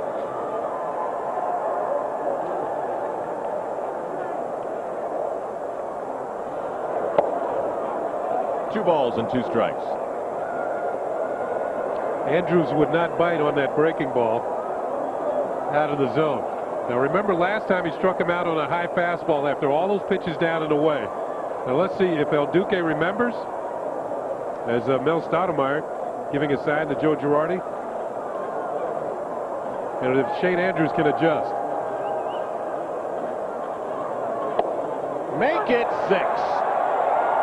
Orlando Hernandez rolling along through 5. The Yankees up 6-0 here in Montreal, Quebec, Canada. His 6th strikeout of the ball game. Our coverage of the Yankees will continue after Bill Daughtry's report from New York. Thank you, Al. The jury's still out on his Met debut. Hideo Nomo gave up on a run in the first at Shea, but his team has picked him up. Mets lead at 3-1. Ball game now in the 3rd inning. Yes, no more problems out at Shea Stadium, so to speak. There he is, the new star for the men in black, working to Randy Wynn. That is the old split finger. You can't touch it, Randy.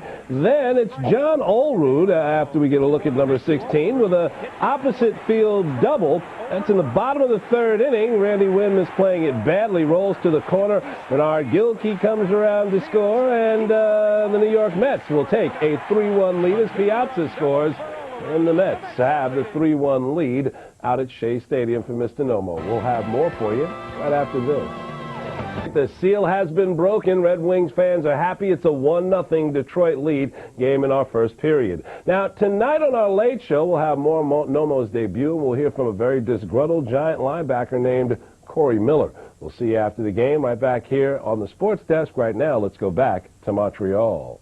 Detroit lead game in our first period. Now, tonight on our Late Show, we'll have more Nomo's debut. We'll hear from a very disgruntled Giant linebacker named Corey Miller. We'll see you after the game right back here on the sports desk. Right now, let's go back to Montreal. Shane Bennett remains in the ballgame for the Montreal Expos. The Yankees riding the home runs of Bernie Williams and 2 from Scott Brocious, leading 6-0. Joe Girardi and Orlando Hernandez discussing things. We're going to find out how much Spanish Joe knows. And here's Joe Girardi singling here to kick off the 6th. And that will bring up El Duque. And it looks like there's complete understanding. You notice Joe said right, which leads me to believe that El Duque said something in English. Why not? He's doing everything else well. You know what? And Hideki Arabu, who we'll see tomorrow night, he's picking up more and more English. El Duque shows bunt. How about this? And he's out and advances the runner. Talk about getting with the Yankee program. And he hears a nice cheer from the crowd. Joe Torre nods his head in approval. Way to go. That's what he's saying with that nod. Well, for the years that he played on the Cuban national team, as he goes back to the dugout, usually these guys were the world champions when they played either in the Olympics or, in international events. So they were schooled well in how to play baseball. I'm sure that he had to bunt on occasion. Well, now Bennett's got to deal with the top of the Yankee order, and Chuck Knobloch's had a perfect night as the leadoff man with 2 walks, a single, and 2 runs scored. Batting average now up to .285.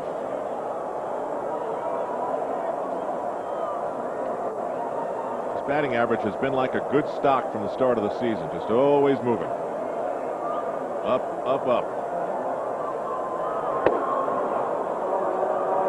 Jim Cott had mentioned on an earlier broadcast that how he cradles the bat in his top hand, kind of lays it back and holds it very loosely.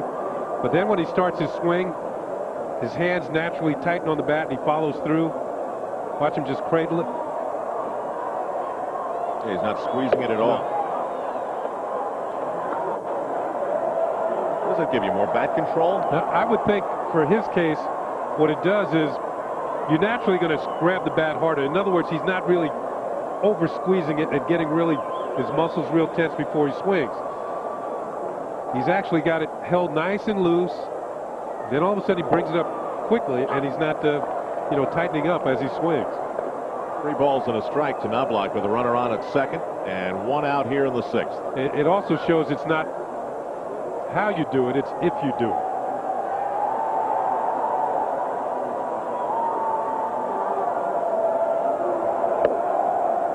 And that's ball 4. That is the 3rd walk tonight for Chuck Knobloch. And now it's Luis Sojo. Luis has a single and a double with a run driven in. 2 for 3, and just like that, his average jumped 46 points.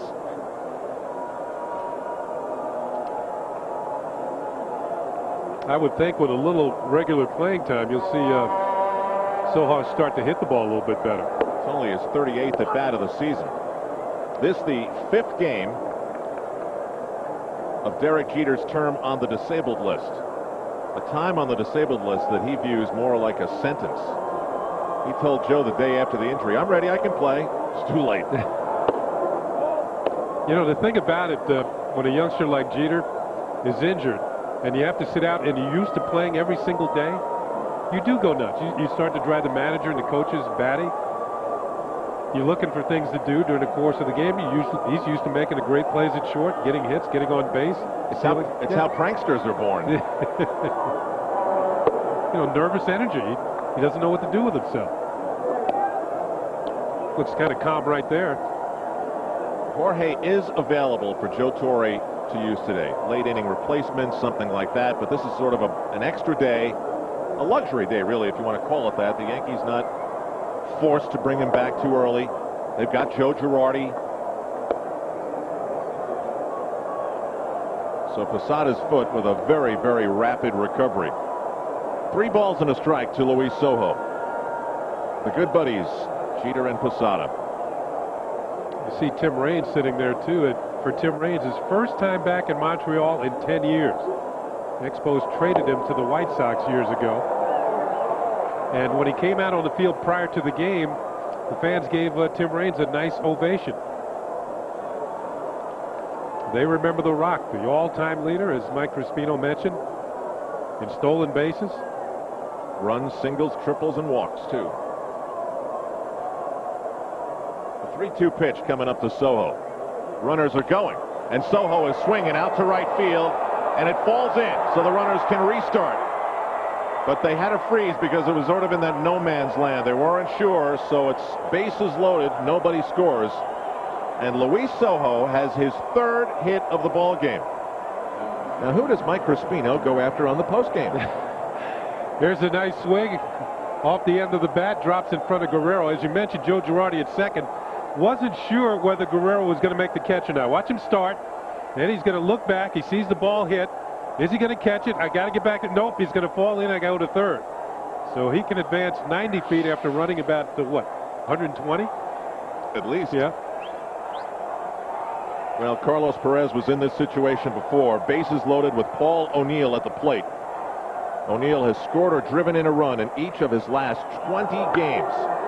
Here tonight, he'll do it for a 21st. The Yankees get a 7th run. The challenge for the 8th is successful. The ball gets away from Widger, the catcher, and all hands are safe. 2 RBIs for O'Neill, his 48th and 49th of the season. There they go, Knobloch and Girardi. And it is 8-0 New York. And O'Neill is now hit in 16 straight games. Comes up with the bases loaded. Some guys just have a knack for getting that big hit when they see those RBIs out there. Guerrero has a very strong arm, but sometimes he doesn't know where the ball's going. And this one's a little offline. Guerrero has 8 errors for an outfielder. And a lot of them are throwing errors. So 11 hits to 1, and now it's Bernie Williams.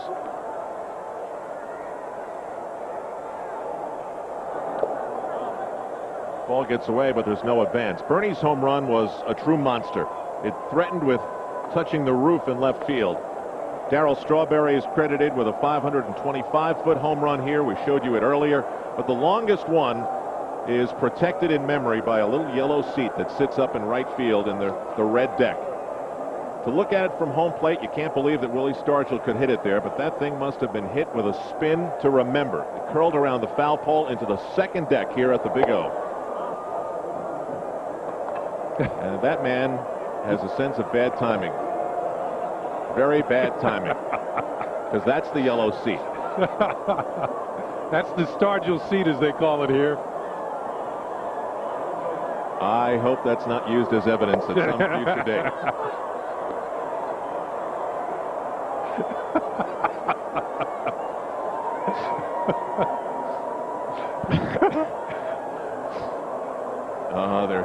That's why they're so laid back. That seat's very high up there, isn't it? Yeah. 2-1 to Bernie, and he sends this one to center field. Rondell White is back, and he can't make the play. Another run scores. Bernie's got a double with another RBI. It is 9-0 Yankees.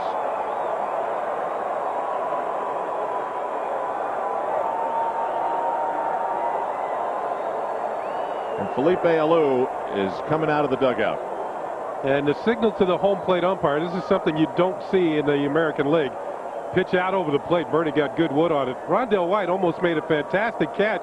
In fact, he had it in his glove, and when he brought the glove down, the ball came out. And Bernie will get the 2-base hit. Watch the ball go into the glove and then come out of it as he tries to hold on to it, and the ball falls to the turf. You saw the move by Felipe Alou as Shane Bennett will leave the game. He had to mention to the umpire he's making a double switch. It's a National League thing. Back in a moment.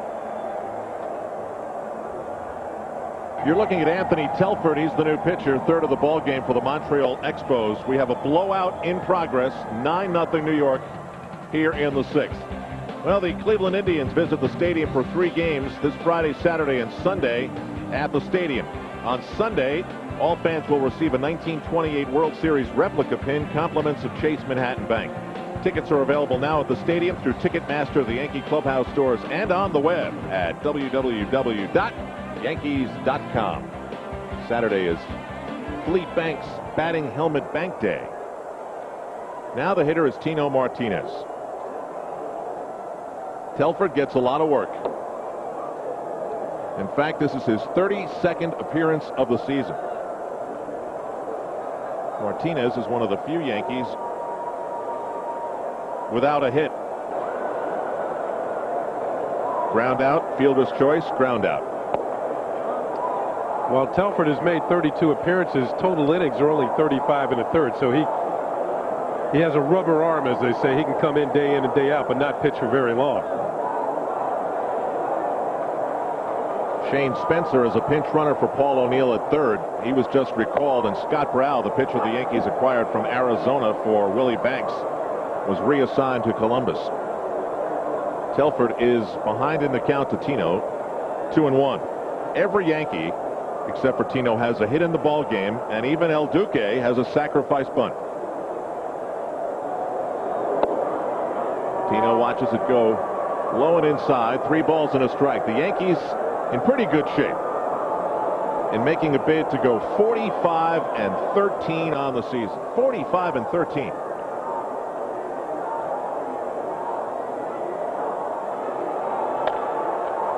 Bouncing ball, nice play by Telford. And he throws it away.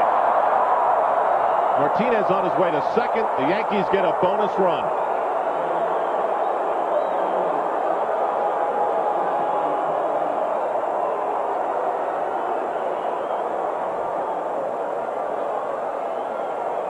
Shane Spencer. MSG is in stereo. In stereo, yeah.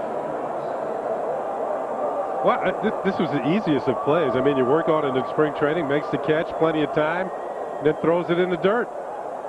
Throws it by the first baseman Fulmer, on down the line, and the Yankees get another run. Wow. 58th error of the season for the Montreal Expos.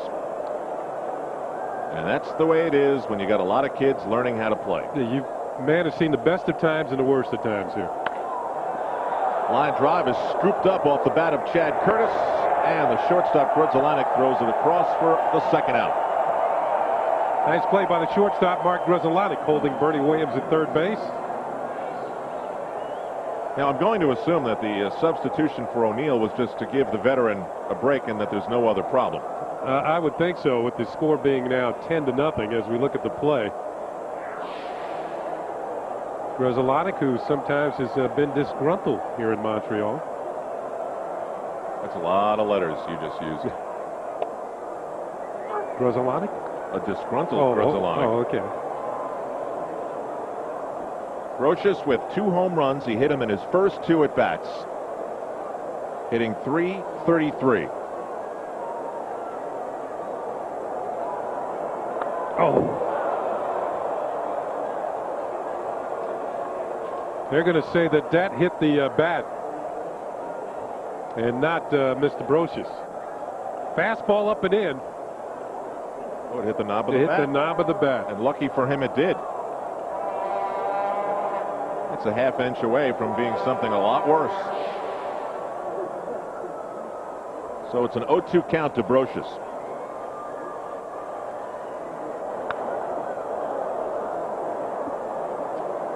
Now with Brocious coming to the plate here in the 6th inning, the Yankees have sent 9 men to the plate. They've done that a lot, haven't they? The 16th time this season they've batted around.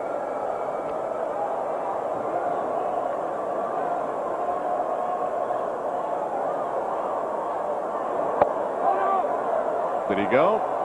They go to the first base umpire, Terry Tata, who says no. So it's 1 ball and 2 strikes. Over his last 55 at-bats prior to this game, Brocious was hitting .364. With the 2 home runs in this game, he's got to be up like .375. That gets the inside corner, and the inning is over. At least the Yankees half of it. But they put another big number on the board. 4 in this inning, and it's a 10-0 Yankee lead as the Expos will hit in the bottom of the 6th. New York Yankees baseball is brought to you in part by National Finance Corporation. Homeowners, lower your monthly payments. Apply by phone. Call 1-800-LOAN-NFC. We've got some replacements here. Homer Bush has taken over for Chuck Knobloch at second base. And out in right field, Shane Spencer, just called up from Columbus, takes over for Paul O'Neill. The Yankees have literally short-circuited the scoreboard in right field, Kenny, with their 10-run outburst. It's flickering and flashing, and it's not doing too good. And it's all for El Duque.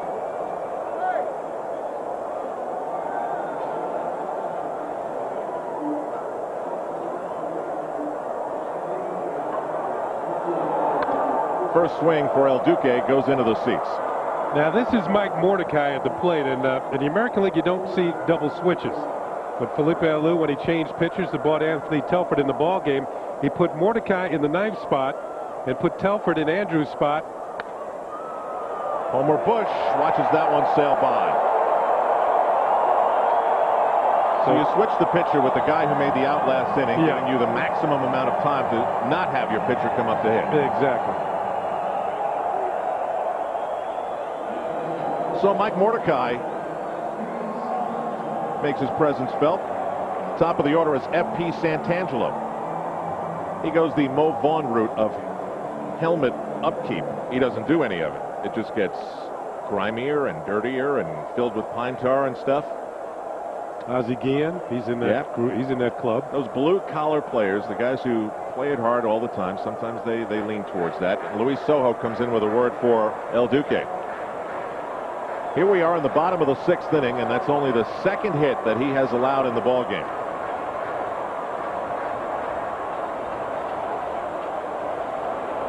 He allowed the hit back in the first inning and then pitched his way out with ease. Walked the leadoff man in the second. The Yankees caught him stealing.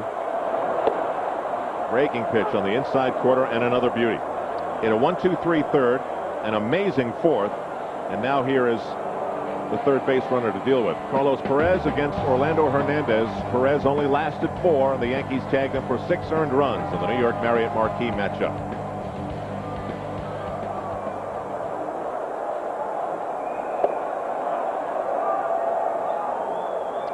Santangelo out of the University of Miami. They made it to the College World Series this year. They got knocked out by, they got knocked out. The eventual winner was USC. In an exciting finish. What, 21-14? They had a huge ninth inning, didn't they? That's like a football score for USC and Arizona State. Oh, it's those aluminum bats. This is in the seats.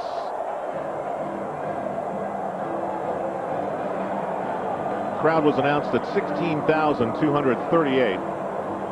So give the Yankees credit for adding 6,000 to the Expos average, but it does look, I mean, we're no Big O experts here. You certainly are. It looks like more to me. Well, there's nobody in the upper deck, first of all, and when they have their bigger crowds, you get people in the upper deck. You know, maybe on opening day, their biggest crowd was opening day. They had 31,000.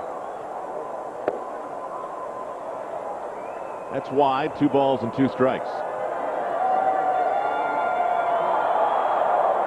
Explain the double switch while we have the box score up. There's Telford now in the 8th spot. Mordecai batting in the 9th spot.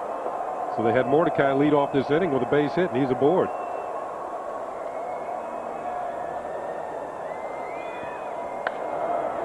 Ground ball to Sojo. There's one, and not in time. Santangelo's a hustler, and he battled down the line.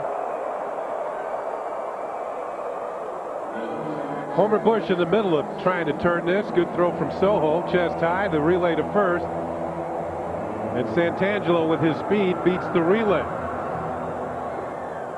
It looked like everything was all right, and Bush got rid of it quickly, but Santangelo hustling down the line.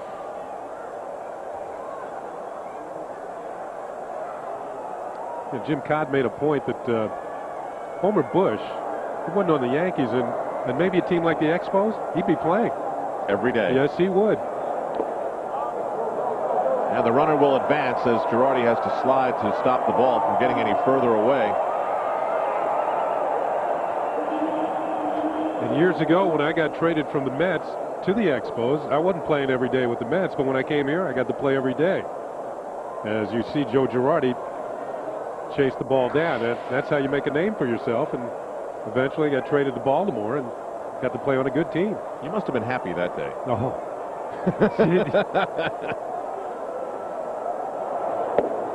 El Duque's pitch is a strike, 1-1. This is Jose Vidro, the Expos second baseman. So far in the game, he singled and flied out. Hitting only 208 on the season. Santangelo's on at second.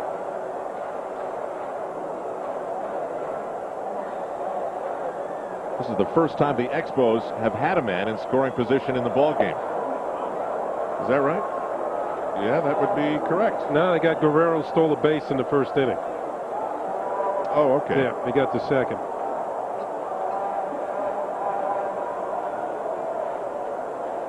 I knew it seemed like a while ago. Pedro right back to El Duque. Checks the runner and goes to Martinez. And there are 2 away. Yankees will play 2 more here in Montreal. We're back with you tomorrow night. Then the WB11 guys have it on Thursday as we look at the Delta Airlines schedule. And then the first 3 of what are only 6 more games in the month of June. Friday on the WB11, Saturday is on Fox, and Sunday we're back with you on MSG. So now El Duque will face Vladimir Guerrero. Reached on a fielder's choice and grounded out. Hitting .306. Thinking about getting into one of those 2-out stories. Maybe I should leave it alone. No, go ahead. Live dangerously. It's a little lengthy. Maybe I better save it. A little suspense never hurt anybody. Oh, go ahead.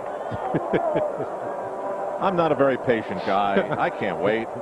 You were talking about getting traded from Montreal to Baltimore? No, you were. No, yeah, I was. Right. But you said I must have been happy. Yeah. In a way I was, because I knew I was going to a good team. Or a better team than I was leaving. Foul ball, I have a chance now. So anyway, the phone rings. 5:30 in the morning. Right. The night before, I'd been out with Mike Torres. Went out to dinner. And Lee May had gotten traded from Houston to Baltimore, and Mike and I said, Baltimore's going to be really tough next year. Phone rings 5:30 the next morning. You're in trouble now. Okay, 5:30 the next morning, the phone rings. Right. It's Mike Torres. He says, Kenny, you guess what happened? I got traded to Baltimore. And I said, oh, Mike, oh, man, I'm really going to miss you. He says, no, you're going with me. Oh, that's great. He said the phone's going to ring in a minute. It's going to be Jim Fanning, the general manager, and he's going to tell you you're going to Baltimore. I said, act surprised. The phone rang 2 seconds after he hung up. Look at this. Kenny Singleton living dangerously, because we have a rule at MSG. Never start a story with 2 outs. But he did it and survived. 10-0 Yankees as we head to the 7th. El Duque's only given up 2 hits to Montreal.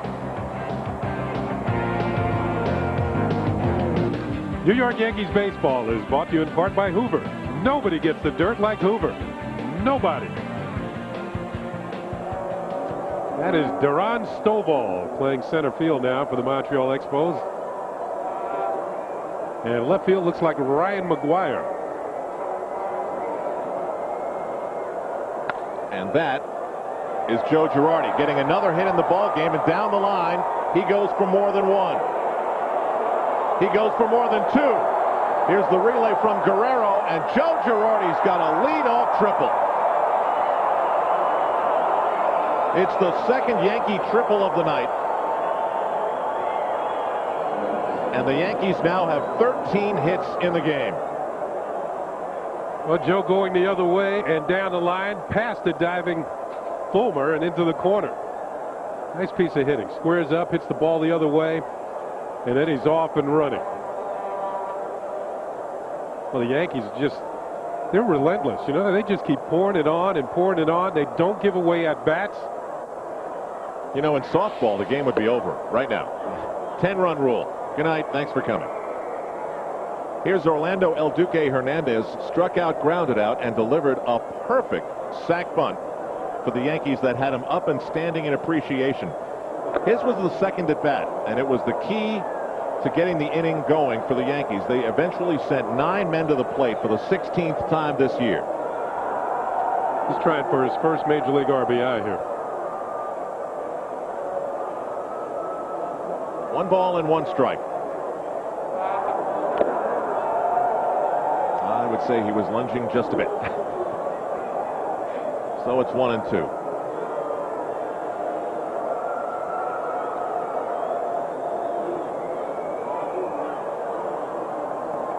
Girardi has checked in with Willie Randolph. You know, interestingly enough, the Expos are keeping the infield back, and I think it's to avoid a big inning. They want it out. They'll let him ground out to short. The run will score. They don't want to get him on with a cheap hit and keep this thing going. Did he go? Yes, he did. So El Duque is struck out for a second time tonight. It's the second strikeout for Anthony Telford. Now, you mentioned about his hitting. The fact is he hadn't pitched in 2 years. You expect him to work on his hitting too? That's a lot to work on. Yeah, that is. See Chris Chambliss offer a big smile on the bench. Now here's Homer Bush. Didn't play in the 3-game series with Florida. You have to go back to when the Yankees took on Chicago in the beginning of the month, and that was a pinch running appearance for Homer Bush, and they're really enjoying that El Duque at bat.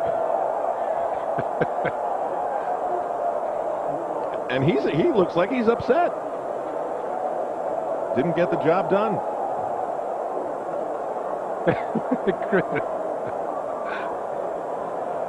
Oh man, it's the type of fun you can have when you're up 10-0 and have a record of 44-13. A big flyer that Bush lays off of, and he's 1-2. Bush from East St. Louis. Really enjoyed the game where his mom came to Kansas City and he had convinced her to stay one more day. Remember that? And he got to play. And that'll get through, and it's a Homer Bush RBI.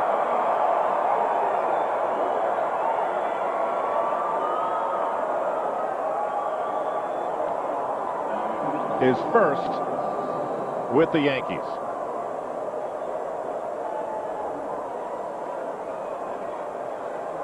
Well, Homer gets one by the infielders, just by Vidro at second. Man, the hitters love that. When the infielders reach for that ball, they can't quite get it. Makes up for those line drives you hit right at somebody. So it saved the baseball for Homer Bush. Well, he's already got a hit. You don't save him for your first RBI. I would. Oh, okay. I don't know how many more at-bats I'm getting this year. If I'm Homer Bush. High ground ball. The Expos play for the force. Do not get the double play. Luis Sojo safe at first. So Sojo will get back to the bag. Homer Bush should receive a nice welcome in the Yankee dugout. It is now 11-0 New York.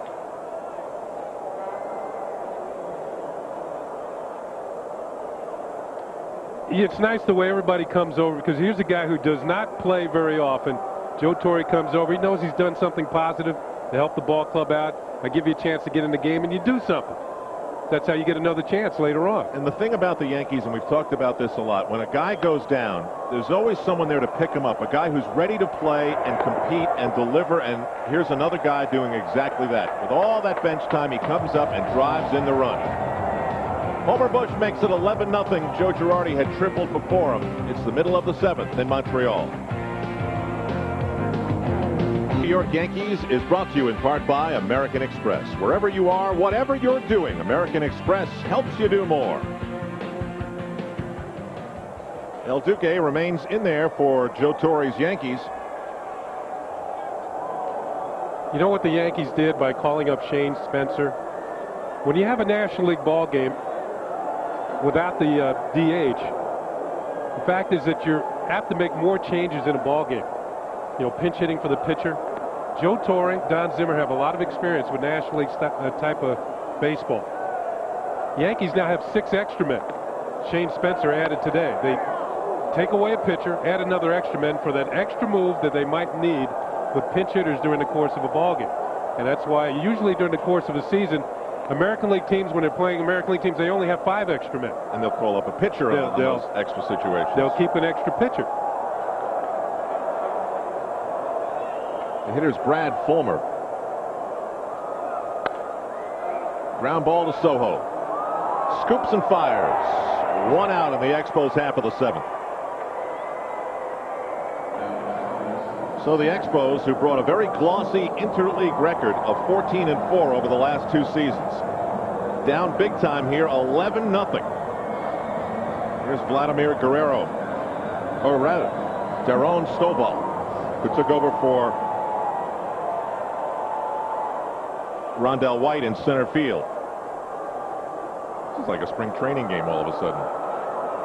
Well, speaking of spring training, that's when the Expos acquired Duran Stovall from the St. Louis Cardinals. That was the spring of '95. Within 48 hours, then general manager Kevin Malone had to trade Ken Hill, John Wetland, and Marquise Grissom, and traded them all. They got Duran Stovall for Kenny Hill from St. Louis. And he quickly is dispatched by El Duque with his 7th strikeout of the ball game. So he matches his first start's performance in the strikeout department. Steve Klein warming for the Spos. And when you're forced to make trades like that, the other teams know what you're doing, and they won't give you equal value.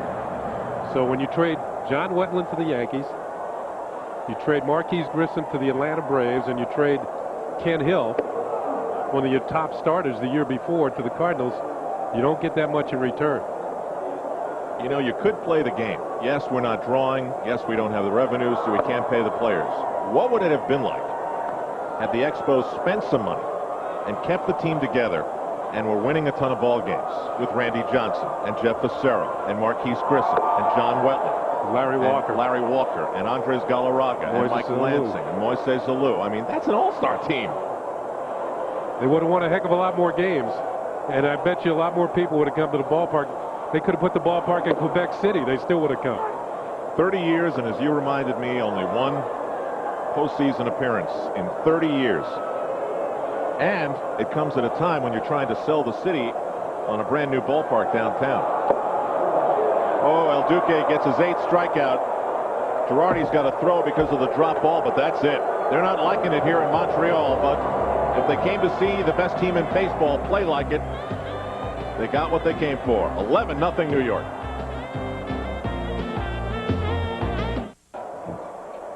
Yankees with a big effort here tonight. A lot of home runs. 11-0 they lead Montreal.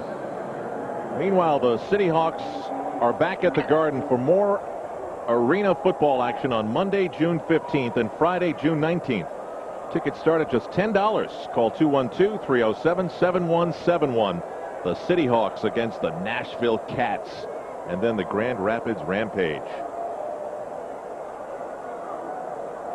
Mike Mordecai has moved from third to short, and Scott Livingstone has taken over at third base.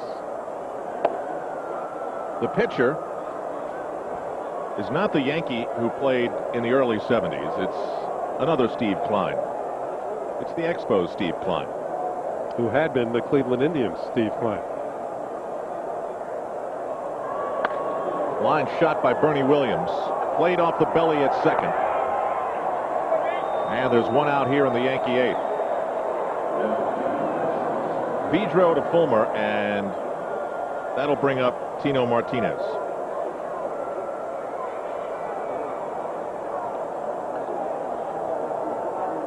Or actually, Dale Swaim, who replaced him last inning defensively. Dale's hitting only 135 and got a good workout this afternoon, playing some hoops in the Yankee clubhouse. So he was ready. He's ready.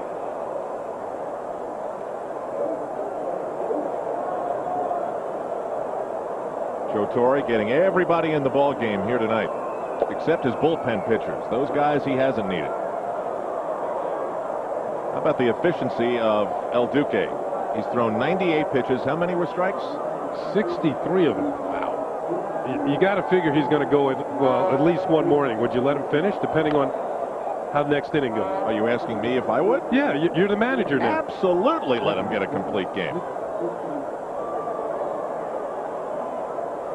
He's been bonding a lot with Joe Girardi, and that's a good guy to bond with. I think they were pointing at the lineup and what they wanted to do next inning. Swaim with a big swing. 1 ball and 2 strikes. Chris Chambliss making the adjustments to the lineup with the changes that have been made in the game. Swaim lays off the breaking ball, so it's 2 balls and 2 strikes. So you can't just be the hitting coach, you also have to have good penmanship. And that's a foul. Count holds at 2 balls and 2 strikes. Well, you can't write sloppy, or guys can't read what you're writing. Yeah, but I mean, you got a guy like Grudzielanek on the other team. You've got to be printing properly. Just put G-Man.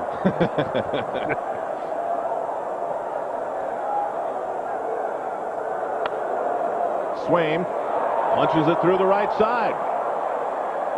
So the Yankees, who've been inserted into the lineup, all getting a chance to contribute. Homer Bush with his first RBI. Dale Swaim with the hit there with one away. You know, I want to make a point that the Yankees have been rolling just about all season long. And with them playing so well, guys like Dale Swaim, Luis Sojo weren't getting much of a chance to play. But now the Yankees have had a couple of injuries. Some of their bench players have gotten some extended playing time. Dale Swaim and now Luis Sojo. And I think in the long run, might be a better team for him. Curtis smokes one to deep center field.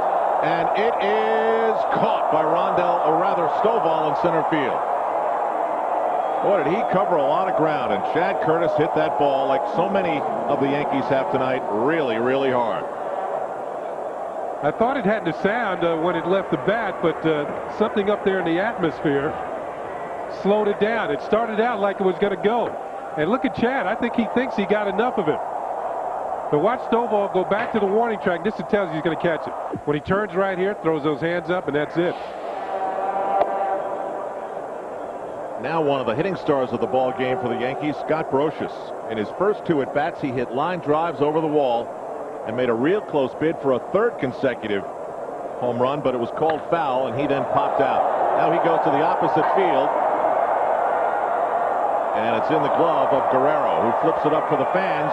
The Yankees retired here in the eighth. 11-0 New York. A couple of long fly balls. Steve Klein acknowledging the contribution of his outfielders. Montreal, Al Troutwig along with Ken Singleton. Mike Crispino's also with us. He'll be bringing you the Jeep and Eagle post-game report later on. And it's been all good for the Yankees here tonight. Orlando Hernandez, El Duque, has given up just 2 hits to an obviously undermanned Montreal Expos team, who sends Chris Widger to the plate. Widger 250 on the season. He's grounded to third and struck out. This will be the 99th, only the 99th pitch of the ball game for El Duque. And it's high out toward right. Shane Spencer, giving Paul O'Neill a break, grabs it for the first out. 1 pitch, 1 away.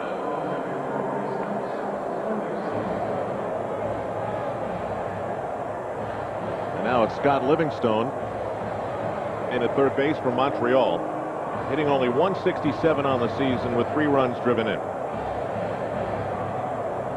There is not much on the bench for the Expos, even when they're hitting.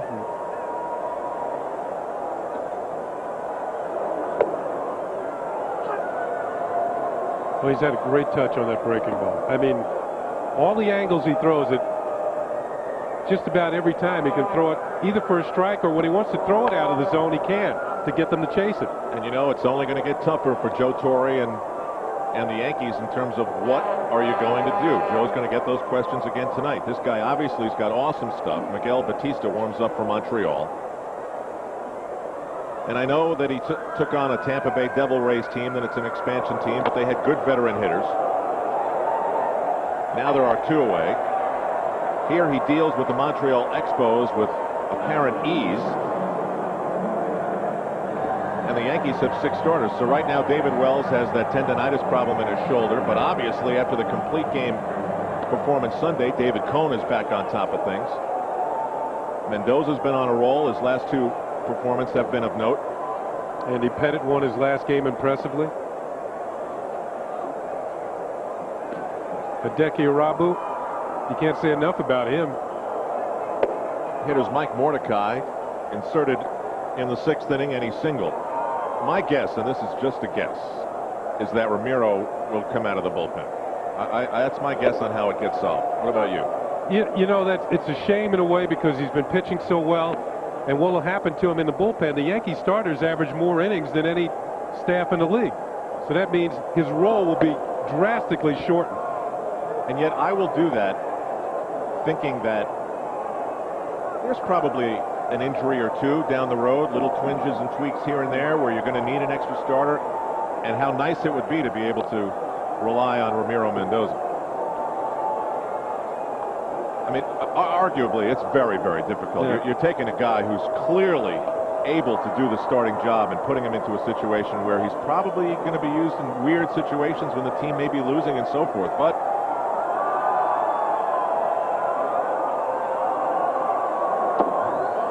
This could be purely one of those things. Listen, I'm paying this guy a lot of money, $6.6 million reportedly. He's the guy we want to see.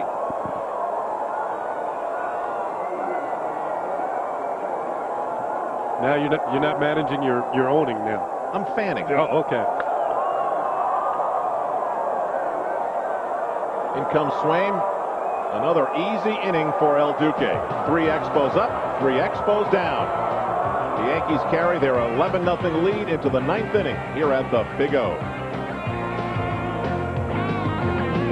New York Yankees baseball on MSG is brought to you in part by Heineken. Brewed true since 1886. Seek the truth. Something we all do. El Duque is on. Yes, he is. He is on his game. And on MSG tonight, he's pitched 8. Chatting with Jose Cardinal. We'll find out how Joe Torre handles El Duque. Does he give him a chance to pitch the 2-hit complete game? I vote yes. Yes, that he will. I think you're going to get your wish.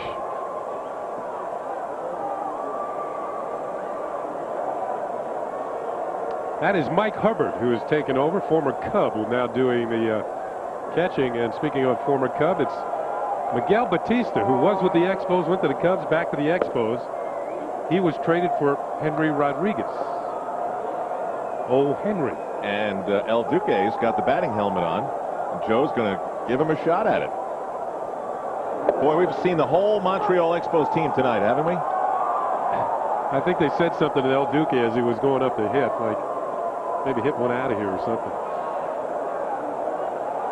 Joe Girardi at the plate. 1 ball and 1 strike. Okay, so let's discuss this for a moment. Yankees certainly looking like they're going to win this ball game, up 11-0. If they win tonight, they will tie. Girardi fouls it off. The all-time American League record for most wins in a 53-game span, set by the 1941 Yankees, who won 44 of 53 games from June to August of that year. They are the only American League team to do that within a single season. If you consider streaks that overlap seasons, the only other American League team that won that many were the Yankees in 1927, carrying over to 28. Girardi is retired, 1 out, and here comes El Duque. He's been outstanding tonight. Only 2 hits and 1 walk allowed.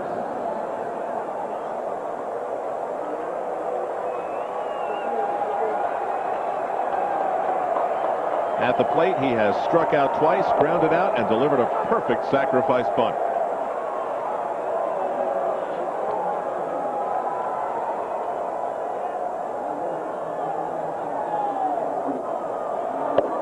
Stands way wide in the batter's box and has his right foot on the back of the box, so he's way back in the corner.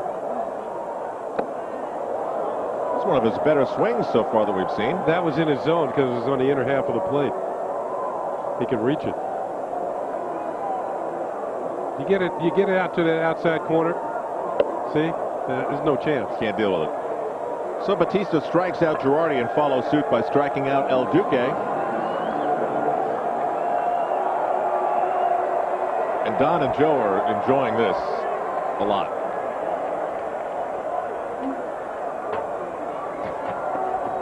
They're still figuring out what is this guy all about. They're following to see his reaction after striking out.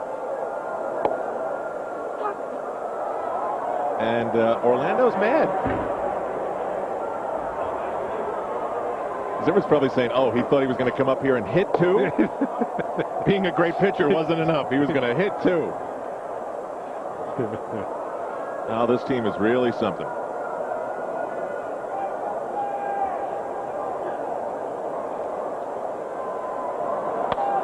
Homer Bush. He's going to have 2 hits. A hot shot single to center field for Homer Bush. You know what's going to happen with Homer Bush when teams talk trade with the Yankees? His name's going to start coming up, because what they're going to see is a guy with excellent speed, good fielder. I mean, he's came into the game hitting .385. He was 5 for 13, now 7 for 15 on the season. You know what he's going to be? He's going to be Andy Fox. He's going to be a guy that's really good. I don't mean the same type of player, but I mean exposed to just the point where people will want him on their team.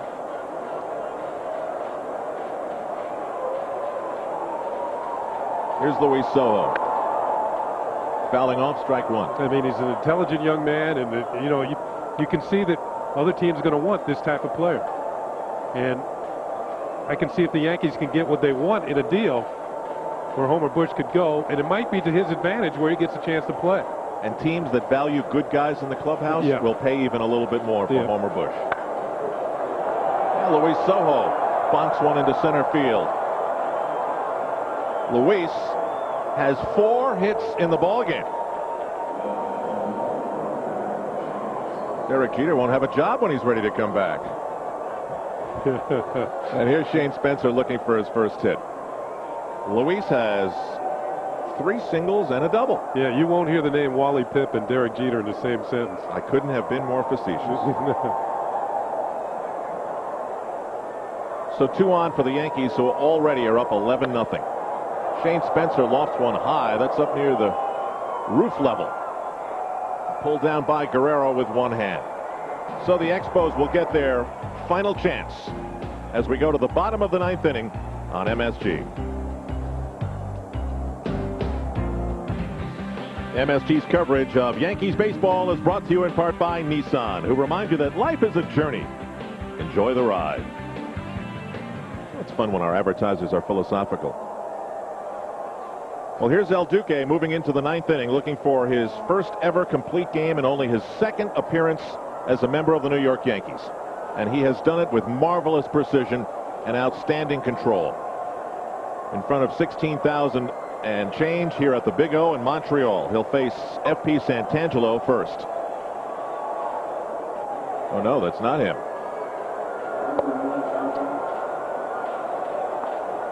That looks like Ryan McGuire. Yes, it is Ryan McGuire. And he fouls it off. 1 ball and 1 strike. So, Kenny, how would you summarize what you've seen from El Duque here in round 2? In round 2, it's been just as impressive, maybe even more so than round 1. Excellent control, particularly of his breaking ball. Like that. Wow.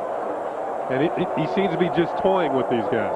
I mean, you have a young, inexperienced ball club in the Expos, a lot of hitters who go up there hitting, trying to make something happen. So he just teased him, trying to make him swing at that one, too. The Yankees have gotten an experienced pitcher. Somebody who knows how to pitch. Has a good feel for what hitters are trying to do. How to move the ball around and get them out. High fly out toward left fielder Chad Curtis, and he pulls it down. 1 out. Yankees will play a couple more here in Montreal. Then this weekend they've got 3 games slated for the Cleveland Indians on Friday night, Saturday afternoon, and Sunday afternoon. Saturday afternoon is Yankee Helmet Bank Day. Sunday is the 1928 World Series Pin Day. Tickets are available through Ticketmaster at 212-307-1212 at Yankee Stadium, of course, and at their website, Yankees.com. That's a strike. He's gotten a lot of those pitchers' friends tonight. Strike 1 on Jose Vidro. Vidro has only 1 of the 2 hits allowed by El Duque. And he's going to have a second. He dumps this one into the corner that rolls around for a waiting Chad Curtis. And the Expos will have a runner in scoring position with 1 out here in the 9th. It's only their 5th base runner of the night. And it's Jose Vidro, who Felipe Alou feels will mature into an outstanding second baseman that will be able to help this team for years to come as we watch Curtis chase down the 2 base hit. First extra base hit for the Expos tonight. Now it's up to Vladimir Guerrero. He's had an 0-for evening, reaching on a fielder's choice, grounding out and flying out, hitting .305. Feeling by the Expos is when Guerrero learns the strike zone, he'll be a much better hitter. Right now, he came into the game hitting at .309. But he swings at everything. He doesn't let many pitches pass. He's only walked 11 times. This is going to drop in. And the Expos are going to end the shutout. The run of zeros on the board is over here in the ninth.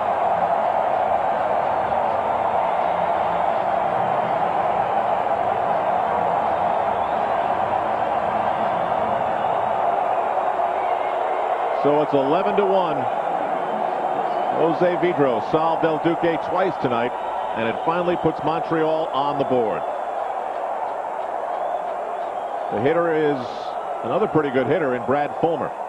You know, from a pitcher standpoint, you want that shutout. Made a pretty good pitch. It actually jammed Guerrero. You know, complete game shutout's got a nice sort of sexy sound to it. But for a guy pitching only his second game, complete game has a real good ring to it, too. Runner on first with one out here in the ninth.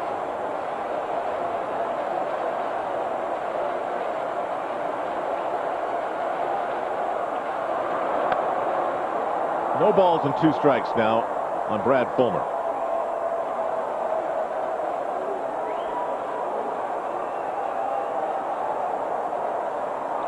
Fulmer was a former second-round draft pick by the Expos. It took him a long time to sign. He had a chance to go to Stanford University, and the Expos offered him pretty good money, and he decided to turn pro instead. Great numbers in the minor leagues. And he got him swinging. Played a second on the advancing Guerrero. Is late. But Fulmer has struck out, and that is the 9th strikeout of the ball game for Orlando Hernandez. Now here's a look at the pitch, and another one of the assortment of breaking balls, and well, just a swing and a weak swing and a miss at that. See the hand come off the bat, the helicopter swing, really had him out in front. Now it's Stovall who came in to play center field. Stovall was struck out in his only prior at bat, and it was a quick experience. Girardi and El Duque with a quick get together. Coming up following the post-game report, Bill Daughtry anchors our report from the MSG Sports Desk. And then from that big studio in California, Fox Sports News at midnight here on MSG. Now what they were talking about was the runner on second now, and the signs changed. They haven't had many opportunities to talk about that tonight.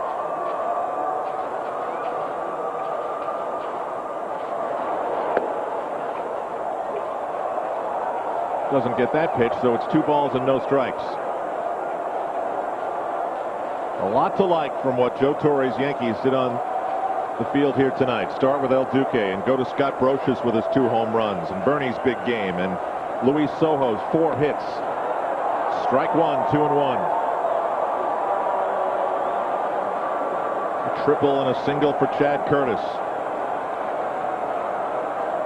Chuck Knobloch getting on base 4 times and then replaced by Homer Bush, who singled twice more.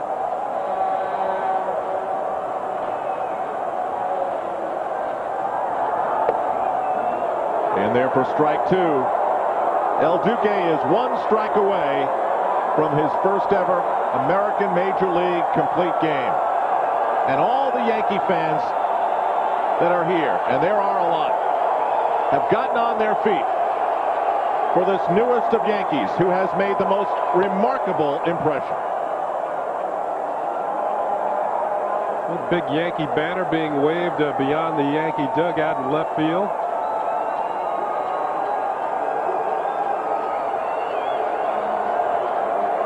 And they're making a lot of noise here in the Big O.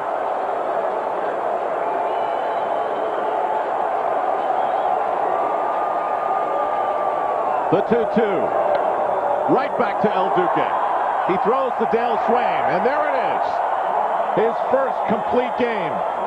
And it came in dominating fashion in all ways for the Yankees as they beat Montreal 11-1.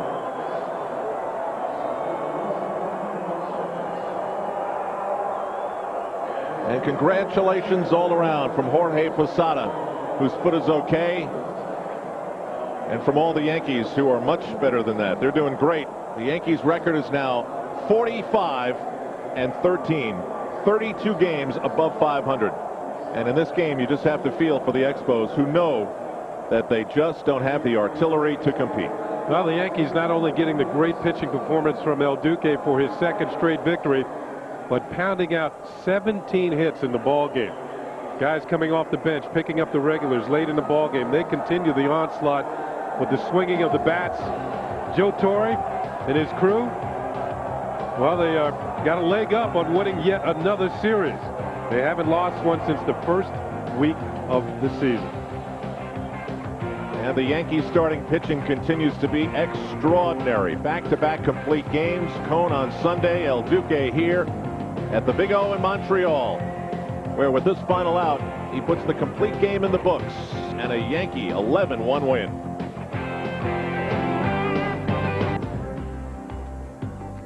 Here in Montreal, the Yankees have wrapped up a convincing 11-1 win over the Montreal Expos. El Duque goes the distance. He's now a perfect 2-0. Carlos Perez lasted only 4 innings. The Yankees pound him out of the ball game. He loses as Bernie Williams and Scott Brocious deliver the power. For Brocious, it came in his first 2 at-bats. The Yankees have 44 wins in their last 53 games. That ties their own American League record for a 53-game stretch. And Luis Sojo had 4 hits. And in perfect synergy, we send it down to Mike Crispino, who talks to the Yankees shortstop. Well, thank you, Al Trotwick. As you see, the Yankees have won 44 of 53. He's had 5 hits in a game twice before, so this is nothing special to you. Am I right? Tonight it was, being struggling lately. And to get 4 hits today, help the team to win. It's kind of a special day, and I just hope to, keep swinging like that, help the team to win some games. Good news for you. You start out at 176. You're now hitting 250. You can really balloon the batting average. Tell me about, though, for you not getting a lot of at-bats and stepping in now for Derek Jeter. Did you feel comfortable? I know the first at-bat looked not like Luis Sojo, but then as you got into the second, third, and fourth at-bats, you looked more comfortable up there. Yeah, it's tough to play like that, get off the bench and try to get, some ABs, and you're not going to get 4 hits in the game. I mean, the first AB, I just try to pull every time. So Chris Chambly talked to me, and man, it's not you. You got to go, opposite way. And I just tried to hit the ball up the middle, and that's what good for me tonight. That time you pulled it, and you got it over the left fielder's head, scoring Chuck Knobloch, who was on base 4 times again for your team tonight. Now, defensively, shortstop, we all know, is your favorite position, but you can play any one of all 4 of them in the infield. Now, playing for Derek Jeter, what kind of adjustments do you have to make going to short when you've been playing mostly second with the Yankees? Well, in my career as a big leaguer, I just play second base. I play sometimes shortstop, but that's what I feel comfortable. No doubt about it. That's what I play in Venezuela, winter ball. I play shortstop. But I just got to go out there, try to. They just wanted me to get the ground balls, make the plays, double plays and stuff, and I'll be happy, to do my job and try to get some hits too. Are you amazed at the way this team's playing? It seems like every night bats are going. Now you get El Duque comes out and pitches a complete game. Unbelievable, man. I mean, when you got this kind of team, every time we get to the locker room every day, we know we're going to win the game, no matter what the result is after the game. But that's the confidence that we have, that's amazing. I mean, I've never been in a team before, and you just got to keep enjoying, try to, keep winning. And they have tremendous depth. Witness this man, Luis Sojo, with 4 hits tonight as the Yankees rout the Montreal Expos 11-1. And yes, the Yankees have support around not only American League, but the National League. It's the Luis Sojo fan club. They've stayed around for the post-game report. We'll go back to New York now. Standing by at the MSG Sports Desk. We'll return for more of the post-game report. But first, here's Bill Daughtry. Thanks, Mike Crispino. I don't know how you send that guy back to the minors. Hideo Nomo nowhere near the excellence of El Duque tonight. Nomo out at Shea Stadium. His first outing as a Met, not a good one. The ball game now in the bottom of the 7th inning, all tied up at 4-4. I guess no loss for Nomo. Brian Bohannon on to pitch now for the New York Mets in the 7th. Also going on game 1 of the Stanley Cup Finals, Detroit out with a 2-1 lead. That's against the challenging Washington Capitals. That game now late in the 2nd period at Joe Louis Arena in Detroit. Best of 7, game 1 just underway tonight. And Corey Miller of the New York Giants, he's a bit unhappy with his contract situation, but nonetheless he is in camp. Giants opening a 2-week mini camp today. We'll hear more from Corey Miller tonight on our late show at 10:30. We'll be back at the Sports Desk with more right after these commercial messages. New York Yankees baseball on it. Show after New York Yankee post-game coverage. Of course, we'll have the latest on Hideo Nomo, talk more about El Duque. We'll even take a look at what Dwight Gooden did tonight out in Cleveland and the PSAL New York City High School Championship all tonight. We'll go back to Montreal after this. Yankees, already the best team in baseball, are one win better, 11-1, decisively over the Montreal Expos, the first of three in this interleague play with Montreal. Orlando Hernandez, El Duque gets the win and goes the complete game route, allowing just 4 hits and the run coming in the bottom of the 9th inning. Al Trautwig back with Ken Singleton as the Yankees move toward what could be a record-setting season. Now, there was no MSG in 1927 or 19... There's plenty of sluggers for pitchers to fear. The way they've gotten off this season, but I think one thing we have seen, Al, they are really deep. They can really make things happen. When Tino Martinez was out with that injury, the Yankees continued to win. Derek Jeter goes out, and Luis Sojo gets 4 hits tonight. And Scott Brosius, who they picked up in a deal from the Oakland A's, has been wondrous. Not only defensively, his offense has come to life once again. Tonight he hit a home run. That got the Yankees started in the 2nd inning. His very next at-bat was in the 4th inning, and he does it again. 10th time in his career he's hit 2 home runs or more in a ball game. And this is a guy who usually bats from the 7th spot down in the lineup.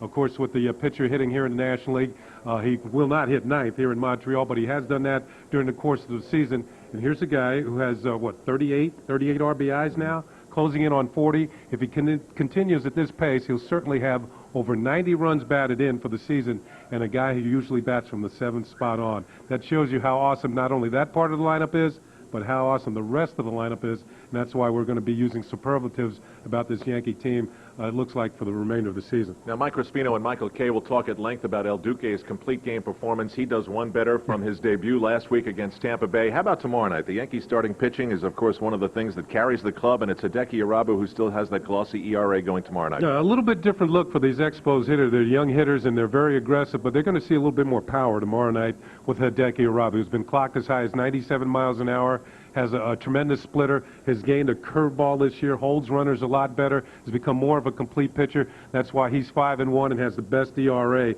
in the major leagues. And, it's like the rich get richer and the poor get poorer. I think that's what you can say about these two ball clubs. The Yankees go out and get pitchers like Hideki Irabu from Japan, and El Duque comes over in a raft from Cuba. They join the Yankees, and it looks like they both are the real deal, and the money has been well spent, something that a team like the Montreal Expos cannot even comprehend.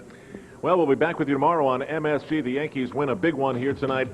And I mean big when I mean the final score is 11-1. El Duque is now 2-0. Carlos Perez has his 6-game winning streak stopped. He's now 6-4 on the season. Mike Crispino will be along to carry you through the Jeep and Eagle post-game report that's coming up on MSG.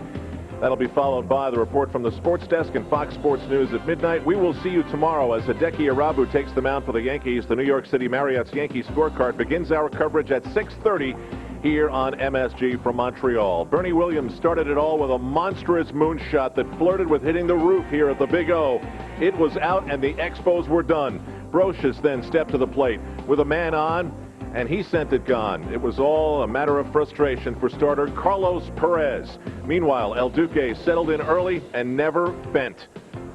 Only 4 hits the Expos got off of him today, and he continues to spot with fabulous control and a big break for the pitches that he throws. With Ken Singleton, I'm Al Trautwig. Bill Webb directed it. Leon Schweier produced it, and Mike McCarthy's our executive producer. Good night, everybody. New York Yankees baseball has been brought to you by The Dime, the bank that's with you all the way. By the 68,000 professionals at Delta Airlines. By the Discover Card. By your Tri-State GMC dealers, comfortably in command. And by Nobody Beats the Wiz Home Entertainment Centers. Everybody's smiling thanks to Nobody Beats the Wiz and their huge selection of camcorders with LCD screens, digital stabilization, and stereo sound from Sony, Panasonic, Sharp, and more, starting at $399. And for the latest in cameras, smile, because there's autofocus, flash, zoom, and easy load from Minolta, Canon, Fuji, and more. Now use the Wiz Privilege Plus card and get 90 days with no money down, no interest, no payments, and no minimum purchase. Smile at Nobody Beats the Wiz, a Cablevision company. It's amazing what some people will do to save a little money. What a piece of work. Yet with one call to Geico, you could save 15% or more on car insurance. And considering the alternatives, making a phone call is pretty simple. Amateur. Geico Direct. A 15-minute call could save you 15% or more on car insurance. And now Woodstock will attempt a reverse 3.5 in tuck position.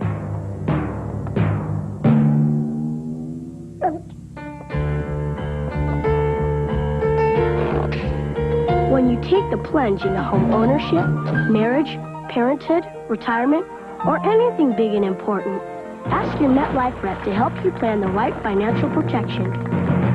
Get Met. It pays. When you ship with Priority Mail, it's a great way to save money. But what about other parts of the world? There's Global Priority Mail. And here's the best part. Give us a few days more, and you can save up to 70% over FedEx or UPS. So, what's your global priority? Try Global Priority Mail from the U.S. Postal Service. Oh, well. There's always tomorrow. Save your non-winning scratcher tickets for a chance to win a dream trip to Universal Studios Florida for you and your family. The only place on earth where you can ride the movies. What are you doing? The winners fly U.S. Airways. See the back of your ticket for details. I might have a ticket to Universal in here.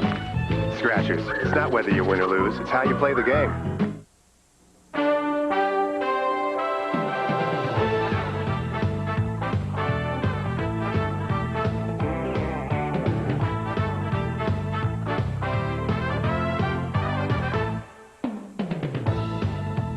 It's the Tri-State Jeep and Eagle post-game report brought to you by your Tri-State Jeep and Eagle dealer. There's only one Jeep. It's only at your Tri-State Jeep and Eagle dealer. The Yankee juggernaut continues to roll north, south, east, and west tonight. North of the border in Montreal at the Big O Olympic Stadium, 11-1 on a 17-hit attack. 2 home runs from Scott Brocious, another from Bernie Williams, 4 hits from Luis Sojo, and El Duque is 2-0 for the 6th time in 30 years. A Yankee pitcher has won his debut and won start number 2. Orlando Hernandez, a 4-hitter tonight, striking out 9 as the Yankees win at 11-1 to open up the 3-game series. Mike Crispino with you for the post-game report. Mel Stottlemyre, by the way, back in 1964, was a Yankee who won 3 straight starts to start his Yankee career. Hernandez will have that chance most likely in his next start. Let's take a look at the highlights. The Yankees started early. They scored often. Once again, they sent 9 men to the plate in an inning. That in the 6th to score 4. The highlights brought to you by Discover Card. We call it the playback payback. And the Yankees paying back Montreal a little bit for last year, losing the series 2-1 at the stadium. Tim Raines back in Montreal. First time in 8 years since being a member of the Expos. And he saw Bernie Williams in the 2nd inning off Carlos Perez hit his 10th home run of the year. 10 homers and 99 at-bats for Bernie after going 0 for 119. Scott Brocious then ripped one to left, a 2-run homer, his 4th of the year, and the Yankees had a 3-0 lead. To the 4th we go off Carlos Perez once again. Brocious strikes again, his 5th of the year, a 5-0 Yankee lead. Still in the 4th, Luis Sojo drills a double to left. Now, you heard him talk to me moments ago about going with the pitch. This time he pulled it, got it over the outfielder's head. That allowed Chuck Knobloch to score. Knobloch was on 4 times tonight, scored 3 runs, and the Yankees led 6-0. Meanwhile, El Duque rolling along. He retired 6 straight twice, ended up striking out 9, allowed just 2 hits through 8 innings, and a sizable Yankee contingent, a Cuban contingent on hand at Olympic Stadium to watch El Duque. Paul O'Neill now has 49 runs batted in. He singled 2 in the 6th, and the Yankees had an 8-0 lead en route to the 11-1 victory. Montreal touched up El Duque for a run in the 9th, but he got the final out, and he got it easily in a superlative effort by Orlando Hernandez. A 4-hit complete game for Hernandez as the Yankees win 11-1. The congratulations from Joe Girardi. We'll be back with more, but first let's go back to Manhattan and the sports desk. Thanks, Mike Crispino. The New York Mets sent Hideo Nomo, to the mound tonight out at Shea Stadium, and Nomo did not get it done. The Mets, by the way, they're still struggling, though, against Tampa Bay, that ball game in the 8th. It's all tied up at 4-4. The Boston Red Sox determined not to let another one slip away. They're down in Atlanta tonight. They ruined Denny Martinez's try, career win number 244. At least they're in front at this point. 8-3, Boston leads that ball game again in the 8th inning. Checking the rest of the interleague scoreboard tonight, it was Pittsburgh over Cleveland and Doc Gooden 7-4. Florida with a 5-4 victory over Toronto. Moving to those Central Division matchups, it was Houston beating Detroit 5-3. Philadelphia in the Eastern leading Baltimore 2-0 that ball game in the 7th. At Comiskey Park in Chicago, Mark McGwire making a strong stab for his 30th home run, but the stab here is going to be made by Mike Cameron. Watch him go up and over the wall, and number 24 pulls it in, robbing McGwire of number 30. The Chicago White Sox trailing St. Louis in the 7th inning, as you see there, 4-3. Elsewhere, Kansas City leading Milwaukee 3-1. That ball game in the 8th inning. Johnny Damon with a home run there. Minnesota has the Cubs' 10-game winning streak. Well, they've got it in the clutches. It's 6-0 Minnesota at the Metrodome in the 6th inning. Texas and Colorado, they're all tied up at 1-1 in the 4th. Will Clark with his 10th home run of the year in that ball game. More late starts, interleague starts for you tonight. Anaheim going against Arizona. That ball game just underway at Bank One Ballpark. We'll be back here at the sports desk after our Yankee post-game coverage. We'll go back to Montreal for more of that following these commercial messages.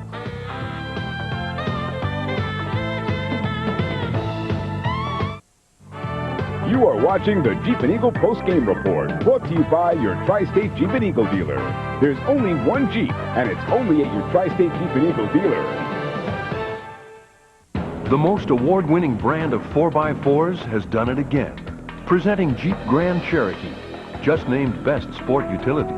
And now you can lease the leader with a special $319 a month leadership lease or get 1.9% financing.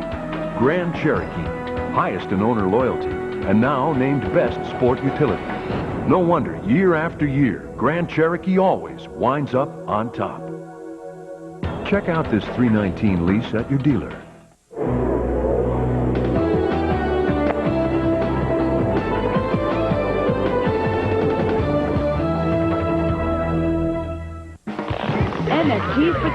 Look with your remote control and Q Sound for 3D enhancement. Call 1-800-BUY-IOWA. The Yankees win it by a final of 11-1. 17 hits tonight, 7 extra base hits. Orlando Hernandez goes to 2-0. And the Yankees have won 44 out of 53 games, an incredible run for them. 19 of 23 away from Yankee Stadium. They're the best team in baseball, the best home team, and the best road team. And tonight, Joe Torre had another ace on the mound, El Duque. That's pretty interesting. He, had kept his stuff. His stuff was consistent. His command, may have been better than last time. He has a lot of stuff that he takes to that mound that he doesn't necessarily show you in the bullpen. Now, how about the question on whether he stays in the rotation? I mean, does this help you answer it? Well, obviously we're curious and we want to see him again. There's no question. And we're going to have to work it out. However we work it out, we're going to have to do it. And I don't have an answer tonight, but for sure it gives us something to chew on. Devil's advocate, is he this good against a very, very good team? Well, hopefully we're going to find this out. Team, the thing you see from the side is his location. And I really don't, I'm not saying that, a Cleveland or a Baltimore, clubs like that or the Braves won't have more success than Montreal did tonight, but he still makes pitches, which, you're curious, I'm curious, and, we'll see some more of him. You remarked in spring training what a good athlete he is. Did he show you that more tonight? Yeah, he was a little disappointed in his hitting, but I was happy with the bunt. I mean, Andrews came in standing on his foot there at third base, and he bunted down the first baseline. So he does a lot of things. He bounces around on the mound very, very well. But I was just happy the way he kept his stuff tonight. Joe Torre on El Duque. Orlando Hernandez, who won't turn 29 until October, could be pitching in the World Series. Who knows? Terrific twos. These other Yankees in the last 30 years have won their debuts and start number 2. Scott Nielsen, Scott Kamenicki now with the Orioles, Militello, Irabu did it last year, and now Orlando Hernandez here in 1998. And the starting pitching has been tremendous for the Yankees in the last 8 games. 7-0, an ERA of 1.57, and everyone knows pitching wins championships. Pitching, defense, and the kind of hitting the Yankees have had recently. Look at that. 3rd complete game now by the Yankee pitching staff in this last 8-game stretch in which the Yankees have now won 8 in a row. 11-1 again was the final tonight here at Olympic Stadium. Time for the Clubhouse Report, brought to you by New York Marriott Marquis. It is Broadway's biggest hit, and that, of course, means that Michael Kay has returned from the Yankee clubhouse, and it's just amazing night in and night out. You just run out of superlatives to talk about this team. Now another gun in Joe Torre's arsenal in the person of El Duque, who was just tremendous tonight. It really makes for a very tough decision for the Yankees, and it's a decision they're going to have to make shortly, because if David Wells is okay, and we'll know that tomorrow. I just spoke to him moments ago, and he said that his shoulder feels okay by not throwing, but now he throws tomorrow on the side. If he feels okay, he starts Saturday or Sunday, and then David Cone will start Saturday or Sunday as well. And Orlando Hernandez, well, how does he fit in? Because Ramiro Mendoza will start on Friday. I think after 2 starts like this, he's here to stay. What a luxury for Joe Torre. He's got Hernandez to go to if Wells or Cone break down at any point in the season. He struck out 9, as I mentioned, gave up just 4 hits. Mike only walked 1, and he hit a batter. He had great control. I think that's the thing that's important with him. He throws a fastball 88, 89, and the thing that's impressive with him is he spots. He goes on the corner. He has a breaking ball that he throws for strikes. He throws all of his pitches for strikes. He throws them at different arm angles. I actually asked Posada, was he better this time than he was in the 1 run he gave up in the 7 innings in his first start? He said, yeah. He said he had better command and had a little more zip on the fastball. He said what's really interesting about this is that this guy's doing this without knowing the hitters at all, totally depending on the catcher. Now, this guy is a very good pitcher. Once he learns the hitters, he's going to be even tougher. And the incredible thing about him is he hadn't really pitched against competition in, what, a year and a half or so. He got great control, but a lot of pitching and beating a hitter is deception. I think that's what he does best, with all the arm angles and the change of speeds. Hitters never seem to be comfortable in a batter's box against him. No, it keeps him off balance, and that's important, and that's what veteran pitchers do. You know, he's a rookie up in the big leagues, but he's pitched a lot of ball games. The one thing, though, still gnawing at him is the fact that his children are back in Cuba. He has 2 daughters back in Cuba, 2 years old and 7, and when he came off the mound and walked into the clubhouse, he was sobbing, and Joe Torre was very concerned about that, and he asked Jose Cardinal what's going on. So Cardinal went in and he asked him. He said he cries every time he wins because he thinks about his daughters. Yeah, our cameras are still inside the Yankee clubhouse. We hope to hear from El Duque for tomorrow's Yankee scorecard show. We did hear from Scott Brosius. 2 home runs tonight. 10 times he's done it in his career. Here's Brosius just moments ago. First 2 times up, 2 home runs. You thinking home run the 3rd time? Well, I don't know. I just first couple of bats, I was just seeing the ball so good up there. The 3rd at bat was the same way. You know, it was just before it got dark for some reason, it just the background or something here. I felt like I seen the ball pretty good. Are you swinging the bat as well as you ever swung it? That's hard to say. I mean, I'm like I said, I'm doing a good job of pretty much every at bat, giving myself a chance up there and putting good swings on and a good approach, and the results just kind of let those take care of themselves. What was your take on El Duque? Again, I mean, he threw great. Same thing we saw first time. Great poise, throwing every pitch for strikes, and threw a great game. Do you realize that in 3 RBIs you would have equaled your whole total for last year? Last year's, again, I try not to think about that, but that doesn't say much for last year, that's for sure. 8 in a row, and this team now 32 games over 500. I mean, do you guys even realize what you're doing? No, I think that's been the strength of our team, is the fact that we're not worried about what we did yesterday or tomorrow. We're just trying to focus on winning each game, and that's been the strength of us. How about that for depth? Scott Brosius, a .204 hitter in Oakland last year with 40 runs batted in. Mike's got 37. And with this lineup, I mean, there's no holes in this lineup. And if you get through 1 through 6, then you've got to face Brosius. Well, it's interesting. In National League ballparks, there is a little bit of a hole because you lose your DH. But otherwise, this is a circular lineup. You could lead off with anybody, and the fourth batter up in that inning could be the cleanup batter. But Brocious right now is the best third baseman in the American League, average-wise and defensively. He should be in the All-Star game. He will not win the vote over Ripken. It'll be interesting to see if Mike Hargrove selects him. And what about the depth overall of this team? Luis Sojo steps in tonight, gets a few at-bats, and only comes up with 4 hits in replacing Derek Jeter. It's amazing, and Derek Jeter said when I walked into the clubhouse, he said, they don't need me anymore. They don't need me. And right now, without Derek Jeter and Tino Martinez, hard to believe the team is 14-1 without either of those guys in the lineup. The Yankees are chasing the Chicago Cubs of 1906, who won 116 games, 36 losses. We'll be back to talk about the chances of them perhaps catching them and setting a new all-time best regular season record when we return with more of the Yankee postgame report on MSG. Jeep and Eagle dealer. There's only one Jeep, and it's only at your Tri-State Jeep and Eagle dealer. The 1941 Yankees won 44-53. Now the 98 edition is up to the same old tricks.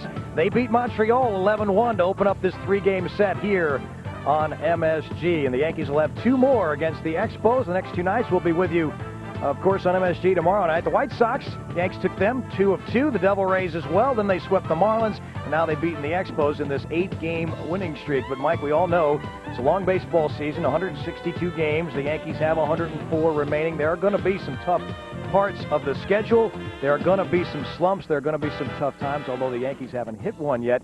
The upcoming couple of weeks will be very interesting to gauge this Yankee team's greatness. Well, I think you could gauge greatness also playing a soft schedule, as that just said over there. But the important thing is they had 10 games on that stretch where you said they should play 700 ball. You can't ask a team to play more than 700. Well, they're 8-0 in the first 8 games. Now, if they split the next 2 against the Expos, they've gone 9-1 against teams they should be. And good teams sometimes don't do that because they let up. Now, after the Expo game on Thursday, then they run into a stretch of 17 games against very good teams. And we'll see how they do in those 17 games. You've got games against the Indians, 7 of those. You have 3 against the Orioles, 4 against the Braves, and then 3 against the Mets. Now, if you take, say, 11 of those 17, then you could be looking at a record-breaking season. Right now, it's been that so far. But if they go up against the best teams in baseball and they can hammer them, that really tells you this is a special season happening. And the Yankees do not let up. Tonight, Mike went in the clubhouse and couldn't find very many of the players. Where were they, Mike? Lifting weights, maybe? Lifting weights. That's all they do. They're not content with a win. They want to be ready for tomorrow and a couple of weeks after. All right, quick note tomorrow. Hideki Irabu will pitch here. A different look, certainly a power pitcher after El Duque kind of fooled him a little bit. What do you think the Expos are in store for tomorrow night? Well, I think he's pitched great, and I don't think we should expect anything else other than another great performance. The Yankees face a better pitcher as well. You know, Carlos Perez had good numbers, but Dustin Hermanson has much better stuff, throws a lot harder. It should be a great matchup between Hermanson and Irabu. And in the final game of the series, we may get to see Carl Bavano, the man who came here for Pedro Martinez from the Boston Red Sox. So once again, Yankee pitching. Didn't even have to see the bullpen tonight. Bullpen's well rested. You know, that's one thing that you could look at as a positive, and then you could say it's a negative as well, because 3 of the last 4 games have been complete games. Mariano Rivera pitched that 1 game over the weekend. All of a sudden, everybody in the bullpen's rested. Now they come out, they could be rusty. So, you know, half of a dozen of another, and it's a tough call. You want to get the bullpen in, but if a guy deserves a complete game, you let him get a complete game. Certainly tonight, Orlando Hernandez did. Thanks to Michael Kay and the Clubhouse Report every night following MSG Yankee baseball. 11-1 was the final. Carlos Perez had a 6-game winning streak coming in. That is history. El Duque wins his 2nd in a row. Tomorrow we'll be with you at 6:30 from the Big O in Montreal Olympic Stadium. The Yankees and the Expos here on MSG. Game time 7 o'clock. Coming up next, the MSG Sports Desk, the half-hour report, New York sports, followed by Fox Sports News from Los Angeles. That begins at 12 midnight. It was a night for a couple of guys, a couple of friends to take a rest. Jorge Posada with the sore ankle, and of course Derek Jeter on the DL. And what they saw was mastery from this man, Orlando Hernandez. The Cuban sensation El Duque, 2 hits through 8 innings, 4 on the night. 2 homers for Scott Brocious, 10th time he's done that in his career. And it was El Duque and the Yankees winning big 11-1. For our producer, Leon Schweier, our director, Bill Webb, our executive producer, Mike McCarthy, this is Mike Crispino. Good night from Montreal. It's